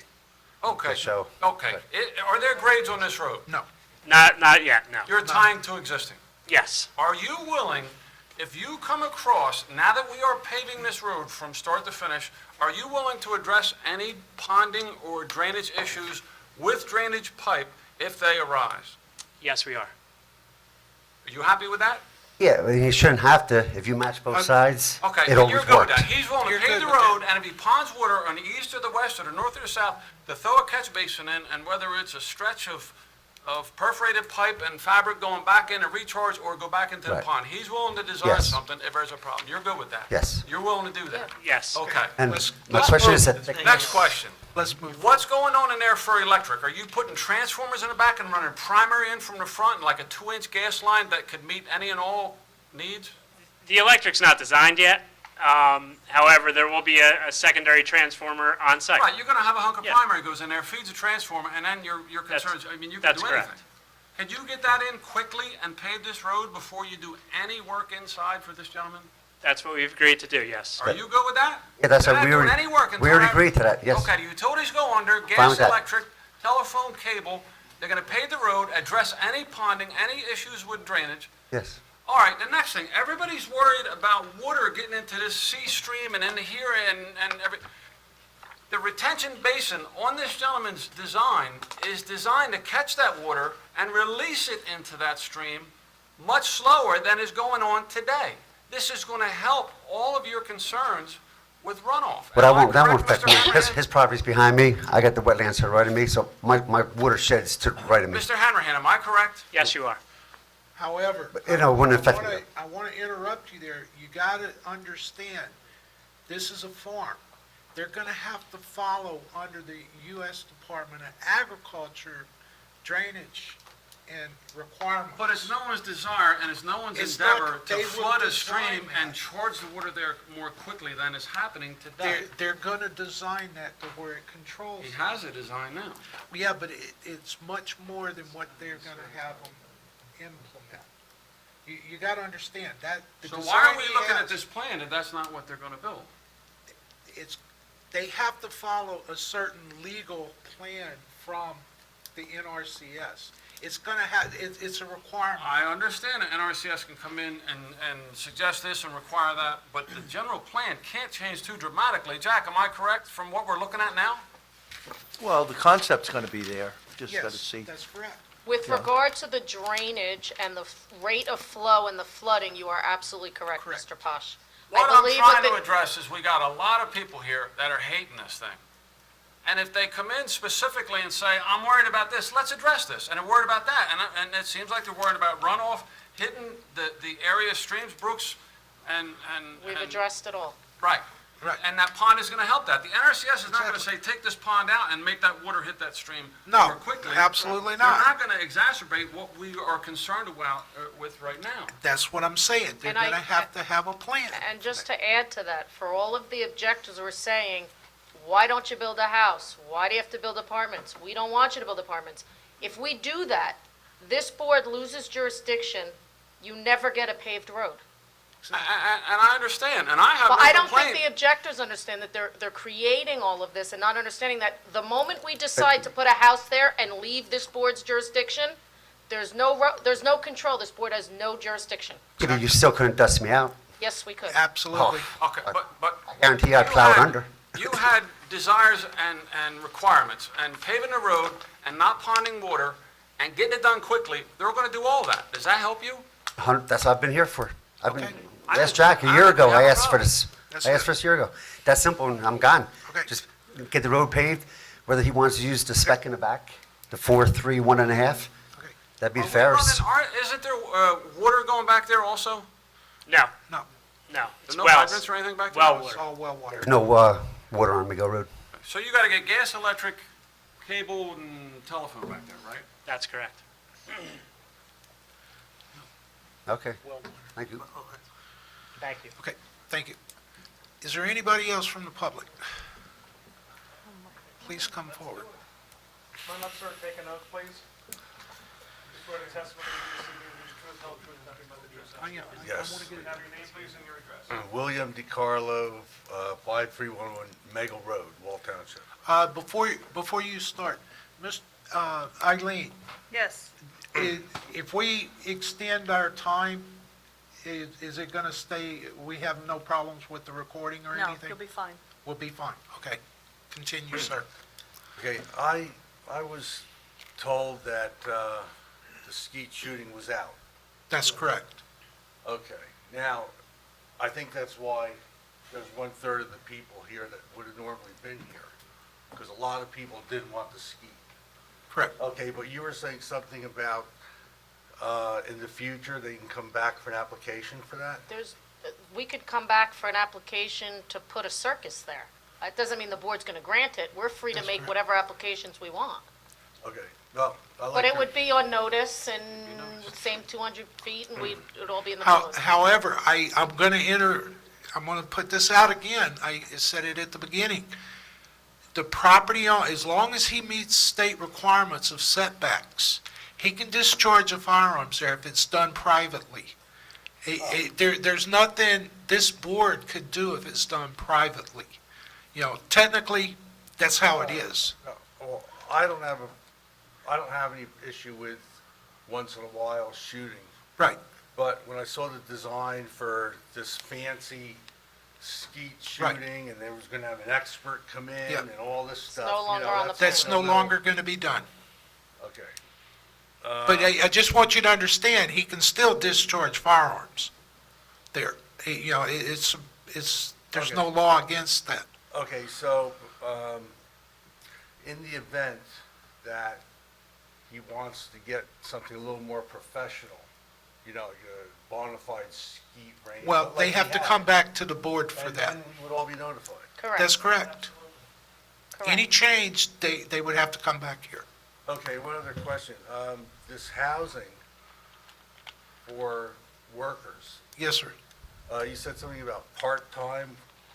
No, I didn't say that. They said under the They state, don't have to be full-time to. I don't know. That is correct. So does that mean a family could live in one of the units and the person could work there for like 5 hours and still be, Part-time is part-time. that's part-time? Okay, so basically, they really don't have to have anything to do with the farm. They have So to if work they it, there they have to 1 work it hour- part-time. 1 hour, They have to work it part-time. just part-time, and they could work somewhere Yeah, else. there's no So- definition to it. So it's almost like renting out an apartment to anybody, basically. There's no way to really justify it.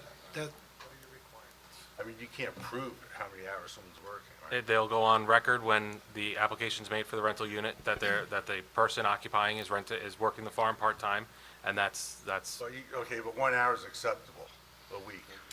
it really doesn't give us any leeway to say a minimum, to set a minimum. Ms. Krimko, are these units actually being rented out, or are they being provided No, to the they're being workers at no provided. charge? So, obviously, my client is not doing this as a money-making venture. It's going to be quite the opposite. He's expending an enormous amount of money on property that he could develop as 4, 5, 6 homes, sell them and actually make money. And he's making this investment for his own use and pleasure. He has no interest in renting out these units. It's to house people to take care of the farm. It's 2 one-bedrooms and 1 two-bedroom. No families are moving in here. Actually, he cannot rent those. That was my point. I wanted to He clarify he it for the can't gentleman rent that was those. speaking up here. They're not rental apartments. Right, that was my point in the question. They're accessory uses to the farm, period. Okay, that's it. Thank you, sir. As long as there's going to be an application and a hearing for skeet shooting. Absolutely. Then I'm not going to have to read this now. Absolutely. I'll read it later. Yes, sir. I don't think there's going to be a later. I just didn't want to, Anyone else from the public? Please come forward.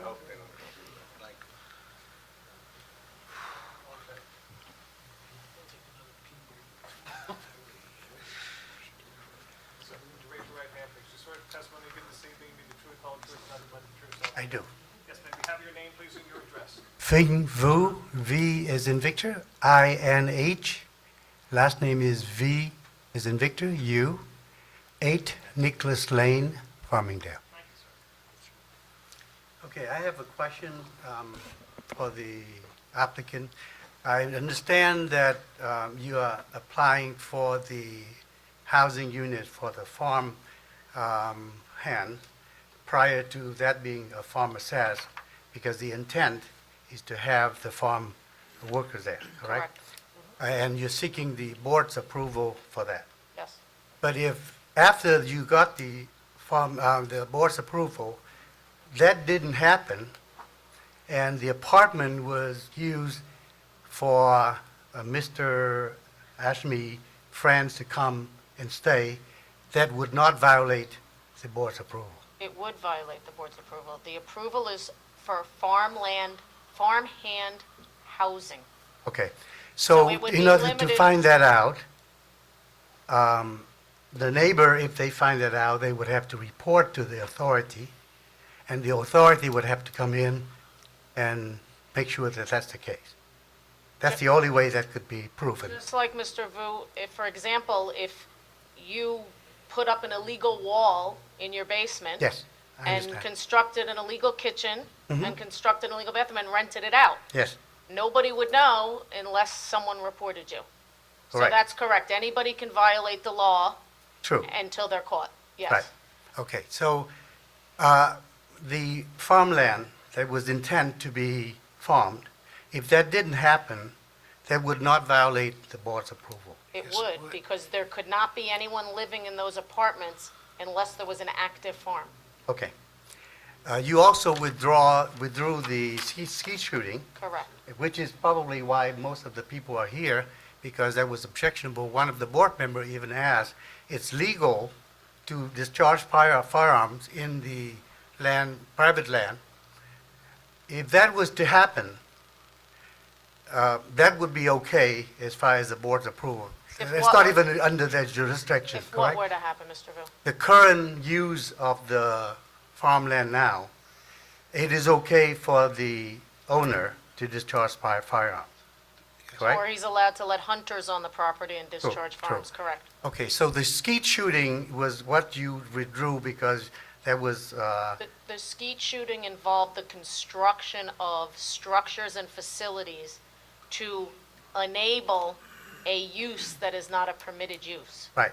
So if the owner decided to invent a way to make the skeet shooting happen, it would be up to the code and the law enforcement people to come in and assess the situation, and it becomes a code issue. Is that correct? Correct. It would be in violation of this board's resolution, should the board approve it. Okay. Any change such as that Right. would require this board's approval. Well, if he did it on a constant basis, but we can't, Well, this a ski- board can't state that he can't Well, no, a get skeet a skeet shooting shooter and operation, shoot If he skeet. if he constructed a Correct. skeet Any shooting construction. facility, subject to this board. then it would Correct. be a violation. Whether or not we had a board approval or not, it would be a violation. I'm Right. sure if a skeet shooting facility were constructed on your property, you would be in violation of the ordinance, and Matt would Correct. come out and issue you a summons. Correct. Similar. So my observation is you have all of these people are being concerned about what could happen, Right. right? And they're raising concerns. The problem that they are running into is all of the code enforcement, and they have to report to the police have to come and prove that that's not happening or that is happening. It is on the tax-paying public that is having to do that to provide the code. So by the approval, which is, I agree with the evidence proposed, there's no reason not to approve. What the people here are afraid of is what would happen. And if it would happen, it would be encumbered upon the town. But that is why. Exactly. But that is why we have a code enforcement division. I know. Every But resolution. what they're concerned about, I'm just, I'm a taxpayer as well. Correct. We are paying taxes for the betterment of the town, and if all of that is going into resolving dispute among neighbors, But that's their, it is not something that is improving the nature and That's half of our job. But that has nothing to do with the application I agree. that is before. I'm just stating the Where- fact my that code enforcement, observing. my code enforcement division is there whether this application gets approved or not. That's right, but So, their time our- is going to be occupied by doing these But, things but as our, opposed but to. the time could be spent on the last resolution that this board approved or the next one. That's If true. That is our job, I'm just making and that's the why we're point there. that The It's a big town. approval or not of the board has consequences in the long term that these people are concerned about. That's all, okay? And the fact that they are taxpayers that are paying for the resources of the town that will be sucked up because of the dispute is something that is not improving the betterment of the town. Okay? Okay, Thank you. thank you, sir. Okay, anyone else from the public? Seeing none, can we have a motion to close? Motion to close. Second, Mr. Chairman. Motion by Mr. O'Donnell, seconded by Mr. Carlicchio. All in favor? All opposed? Well, I know we're to the So I point think of, Mr. Williams wanted to. yes, but we're going to take a 5-minute break real quick, if you don't mind, please. Okay, Mr. Williams. The board will now reconvene. Mr. Williams, would you like to do your summation?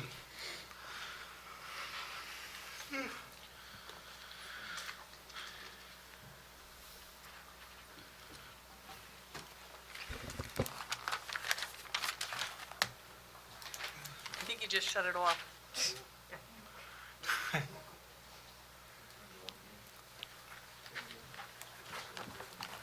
It's on, it's on. Nope, you just shut it off again. Yeah, every time you move that, the button, right there. it says-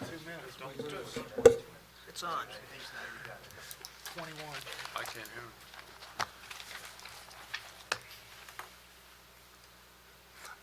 Okay. I have less to talk about than I would have a few hours ago. I'll make it short. Thank you. Let me address the apartments. There's no farm there now. There's no need for agricultural farm labor while there's no farm.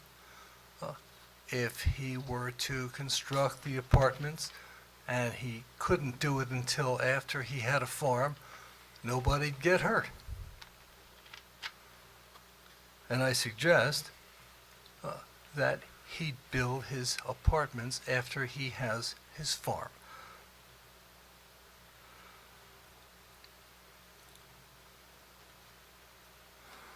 I want to talk about the farm labor housing and the agriculture that requires it. I remember early today, I made a comment that, gee, somebody has a farm and all of a sudden they have an unbridled right to agricultural housing. We all know that's not quite so. But we have a measurable farm proposed. We know what he says he wants to do. And let us assume that he does it. So we have 7.7 acres devoted to fruit trees and vegetables. We have a hothouse with flowers in it. And that is what we have, because for agricultural purposes, we don't have personal horses. The reason is that in the AR6 zone, which is much nicer to horse people than the state, you can breed them, you can raise them, you can train them, and in Howell, you can board them, and that's all agricultural. The boarding is big in Howell, and they added that to what is agricultural in Howell. But what they did not add in Howell as being agricultural is keeping horses for your own personal use. That barn is an accessory use to a house because they're your personal horses. In this case, we have a rather large barn and a 16 stable facility, and we have it for personal horses. These are not agricultural horses. You can't have farm help there to do non-farm work. And caring for personal horses is not agricultural by anybody's definition. I also say, and I think I got blowback earlier tonight, that if one has a farm, one can come to town and ask for farm labor housing. You don't have the right to put in what you want for farm labor housing. It just establishes a precondition for getting it. And you have to prove to the town that you're entitled. Certainly, if you went to the Ag Board, either state or Monmouth these days, you're not going to get that housing. There's a fight going on in the Ag Board over whether you're going to get it, although we did slip it by 15 years ago. So I say that the housing comes along after the farm is established, and when it does, that the applicant applies for it based upon what he's got going that is agricultural in nature. Thank you. Ms. Krimko. I'm going to be way more brief, but I just want to correct a couple of things that Mr. Williams just offered you a bunch of his opinion. Nothing was based in law, nothing was based in the ordinance. He had said these are personal horses, and while my client will personally own them, my client did testify on the record that he was intending to breed these horses and that potentially there would be breeding and he would sell those horses. It's not Howell's ordinance that establishes an agricultural use. It's actually the state, the statute. And the statute has established that. I'm not here to argue with him. In any event, I think the record is very clear.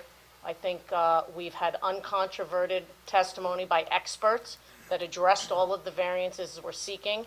I think that I'm almost compelled to go back to my client and say, you know what, build a house there. And then there's no regulation on this at all. I think that Mr. Williams is doing a disservice to his client because he's cutting off his nose to spite his face here. They're getting everything they want. They want the paved roadway. The way to get the paved roadway is us coming before this board and getting an approval. If this board denies us, then we have to go seek to develop it in an alternative way. The paved roadway doesn't happen. So I'm confused as to the objection, quite honestly. In any event, we're asking for variances that relate to the height, which nobody will see. We're asking for a variance because it's a brand-new farm as opposed to a farm that has been farmed over the years and developed more organically, so to speak. The resolution and the approval would be very specific. We're asking for farmland housing. We're not asking for rental apartments. If there's no farm operating, then there's no farmland housing, farmhand housing allowed to be there. I'm not going to go through the litany of everything that we've agreed to. I think the record is clear. You have the testimony. Ultimately, the only way to deny the variance is if there is proof on the record, credible proof on the record, that the grant of the variance will substantially provide a detriment to the zone plan, the master plan, or the public good. You've only heard testimony to the opposite. So based on what you've heard before you and all of the stipulations that have been made by the applicant willingly, and that I am hopeful for Mr. Tropoli, should the board vote in favor that he's able to incorporate them all, I would ask you to please approve this application. Professionals, any comments? No comment. Any We've further heard everything direction on to the the- record. Any further direction The only to the comment I board? have is I disagree with Mr. Williams, that horse farming is agricultural. The state throughout has granted horse farms farmland preservation. So I disagree, but other than that, I have no other comments. If I can piggyback on that, the Howell ordinance for agricultural use, if I could just paraphrase it slightly, land which is devoted to the production of plants and animals, so on and so forth, dairy animals, dairy products, livestock, including beef, cattle, sheep, swine, horses, ponies, including the breeding, boarding, training, and grazing of such animals. So I want the board to be aware of that definition that is in the ordinance. That is all I have to add. And if the board remembers, or some members remember, even the breeding of dogs was happened. If everybody remembers the case of the geese police, that went to court, and that was ruled farming, and Are they you could talking about keep David them. Marks? Huh? David Marks? That's who I got my horse from. Yes. Thank you. As an anecdote. Mika? I guess, just going back to, I guess the applicant's expert has testified to the statutory criteria. They have provided the D1 and the D6 variance testimony. I do tend to agree with most of the testimony that has been provided. Thank you. Mr. Tropoli, any legal advice at this point? I concur with the fact that this is a special reasons case, that the board has to weigh positive and negative and discuss the particular suitability of the site. I do note that there are a number of stipulations that I can work through with the professionals, but primarily the road, the driveway construction will be at the direction of, and the drainage will be at the direction of the board attorney. Engineer. Board engineer. Yeah, you don't want that, Ron. It's late, Ron. To the board engineer, all fire department codes will be met. Again, the grading we discussed. And really, that was it. I think there was a couple of waivers. The light poles will be conforming on site. One thing that I'm unclear on is the monumenting that was discussed. I don't think the board had come to a conclusion on that yet. But when you go through your findings of facts, however you go, that would be one thing that I think still has to be discussed. Other than that, I have nothing further.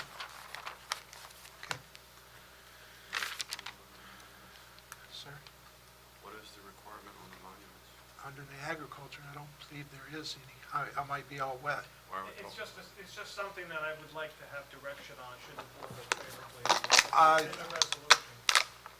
Well, Mr. Mallon, I've never seen a farm have to put in monuments for that. Either have I, in all the years I've been here. That's what I'm saying. And even on my farms, I don't have any So the monuments are out. But believe me, the farmers know what they can, you go to a farm, you can tell what's wetlands, what's not. No, but I have wetlands that I farm. Well, You know, they because previously it's did- been farmed for years. But, Right. as far as, if there's a tree line there, I'm not going to go in there and Right. clear it to farm it. You can't do that. Correct. Okay? So the monuments are out. Yeah. It's not a requirement from the farm. Okay, what's the pleasure of the board? Somebody grab my chair there.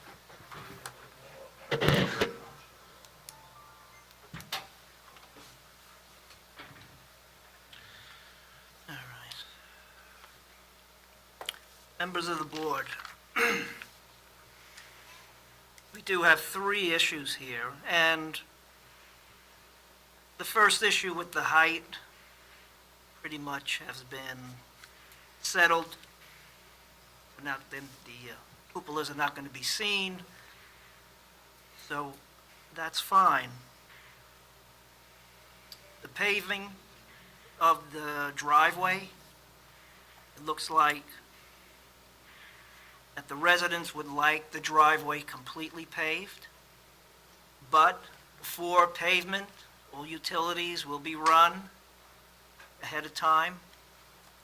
And once those utilities are in place, then the pavement can start. Also, as far as the drainage is concerned, work with the engineers, the town engineers, make sure that the drainage is proper, that it's not going in any wetlands, it's not infringing on the property owners next to you. I think I just lost the tape.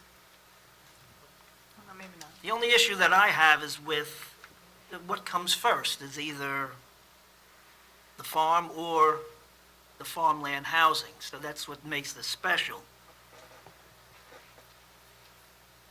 But the fact that there is state approvals in place already, that you have these DEP approvals, and if you build this farm labor housing and it doesn't become a farm, that's a violation. and it'll stop right there. There will be no farm, there will be no farm housing, nothing of the sort.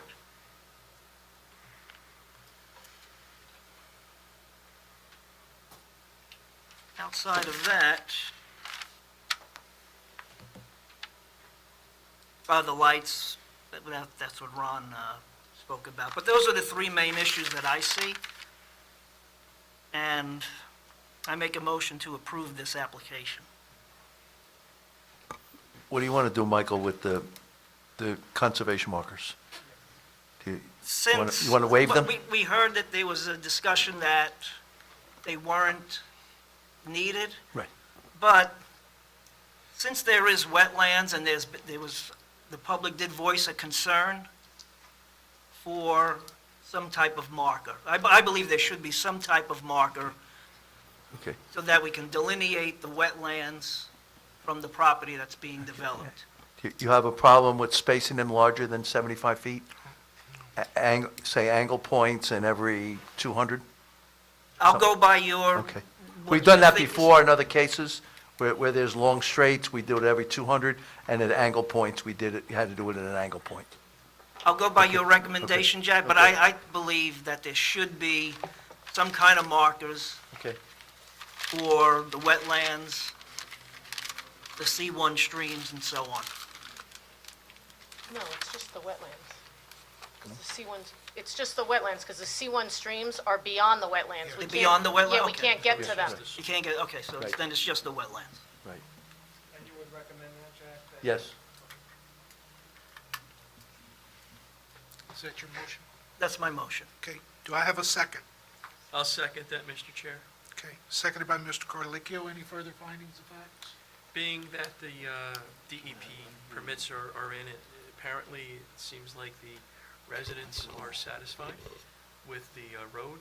I'll second that. Okay. Any further findings of fact from the board? Yes, I agree with the markers that Jack suggested about 200 feet. I think that's perfectly okay. I don't see any problem granting the D1 and the D6 variances. On the positive side, the suitability is yes, it's appropriate, yes. I think they're trying to be good neighbors by paving the road and not getting out of it and even going further than they wanted to. And I don't see anything that is detrimental about this, except, you know, there's been a lot of discussion and there's been a lot of contradiction, and there's certain group of people that live there and they don't really, want to see it be developed. I myself wasn't going to vote in the positive for this if he had proceeded with the shooting range. I would have been voting no tonight. But under the tight guideline of everything that you have and all the rules and regulations and agreements that have been agreed upon, I don't see any reason why I would not be in the positive for it. So, I agree with the 2 yes approvals. Okay. Any further findings of facts? I think it's very important in the resolution that the key thing in my mind was a skeet shooting. And I think that should be written that there should be no ranges, skeet shooting, or trap of any kind that is permanent and going to be used on a regular basis. I mean, you can go out and shoot casually, and that's not a problem. The other thing is the drainage along that road should be sufficient to make sure that there is no ponding on either side. And I'm all for the markings of the wetlands. Any further findings? Can we have a roll call? Yes, you may. Mr. Armada? Yes. Mr. Cordelicchio? Yes. Mr. Mertens? Yes. Mr. O'Donnell? Yes. Mr. Posh? I have a question. Are the comments that Mr. Armada just made, are they part of this? No, because there was a motion and a second. It's motion second. Okay, That was 'cause just I finding don't- the I don't facts. see why I can't shoot skeet out there. If that's not part of it, my answer is yes. There was a motion with conditions and a second, and That- he was offering comments, but he wasn't amending the motion, so it's No, not part of this it. is not amended a motion, but, I'm asking for findings of facts at this point. Yeah. That is part of the motion, as far as findings of facts. So the simple thing is that the skeet shooting's no longer part of this application, so. I mean, That's correct. Any aspect of skeet shooting, construction of any kind of a facility for that would be subject to further board approval. No, Period. well, I think that needs to be amended, if you don't mind, because skeet shooting is permitted, but not at a commercial level. Well, that's what I indicated, that. No, you said no, absolutely no skeet shooting. Absolutely no skeet shooting. I can shoot skeet in my property with a Yes. hand throw or pound, you know. I stand And I don't see corrected. why this guy can't. Okay. And that's what I'm worried about. If that's part of the motion, But I it don't want to doesn't- vote. If but that's it- not part of the motion, my answer is It yes. can't be part of the motion, because if we were having skeet shooting at a commercial level, we would need a use variance for it. Yeah, and no, we're not asking to talking have it about granted. Saying, Right. Not if talking- we're We saying, agree. if we're not going to allow skeet shooting at any level, anytime, anywhere, I don't want to vote yes for that. I think Yes. this man should be able to shoot skeet as much as I can shoot skeet without an official Exactly. facility. Let me clarify that. He could shoot skeet there anytime he wants, as long as it's privately. Exactly. He can't open it up to the public and start charging and having skeet No. shooting. He can't do that. What I'm saying- But on his property at a farm, he has the right to shoot Yep. whenever he We're wants going to to shoot. re-motion. And we can't really put any restrictions on What it. I'm saying is, every Thanksgiving, I go to a friend's house, a whole bunch of us meet there, and we shoot skeet one day a year. I don't see why this guy can't do that. And Well, what he John was can. saying, He can. if that was part of the It's clarified. motion, I'm not voting for But it. he's clarifying it, that he can do that. That's why I said what I said. Okay, so it's Mr. rectified. Mr. San Clemente, you want to re-inject your motion. motion? They want to shoot, if he wants to throw up a bird and shoot it, that's fine. That's, I didn't say anything about, I'm I bringing didn't say clarity to anything this thing. about- What are you on me for? because I didn't bring anything up about it. So, But it wasn't in the motion. I It's, didn't put it in the no, motion. it's The a motion, finding he of facts. seconded it. I said if what he added No. adds to the motion, I got a problem He with it. added But his it doesn't. opinion. I said a I permanent- clarified the motion. It's Mike. my That was just an opinion. opinion. He's got a, On board with Ron, you and I are on the okay, same okay, page. hang on. We're on the same page. Just let it go. We have a motion, we have a second. That's right, and that wasn't in Okay, it. the only thing I asked was for comments in Yeah. findings of facts. That's it. That's not part of your motion. No. So Skeet back to my shooting vote. is I- going to be allowed, I'm so not- let's move forward. I'm voting yes to Mike's motion and Tom's second. That's Thank fine. That's what we got. That's where we're at. Thank you. Mr. San Clemente? Yes. Chairman Nansen? Yes, absolutely. Motion carries. Thank you. Thank you. Thank you very much. Okay, do we have any further business at the board? No, we don't. Any further business? Can I have a motion to adjourn? Motion to adjourn. I'd like to. Okay, motion to adjourn, second. Second. All in favor? Aye. All opposed? Don't adjourn. Zoning board adjourned 11:18. Finally, get some overtime.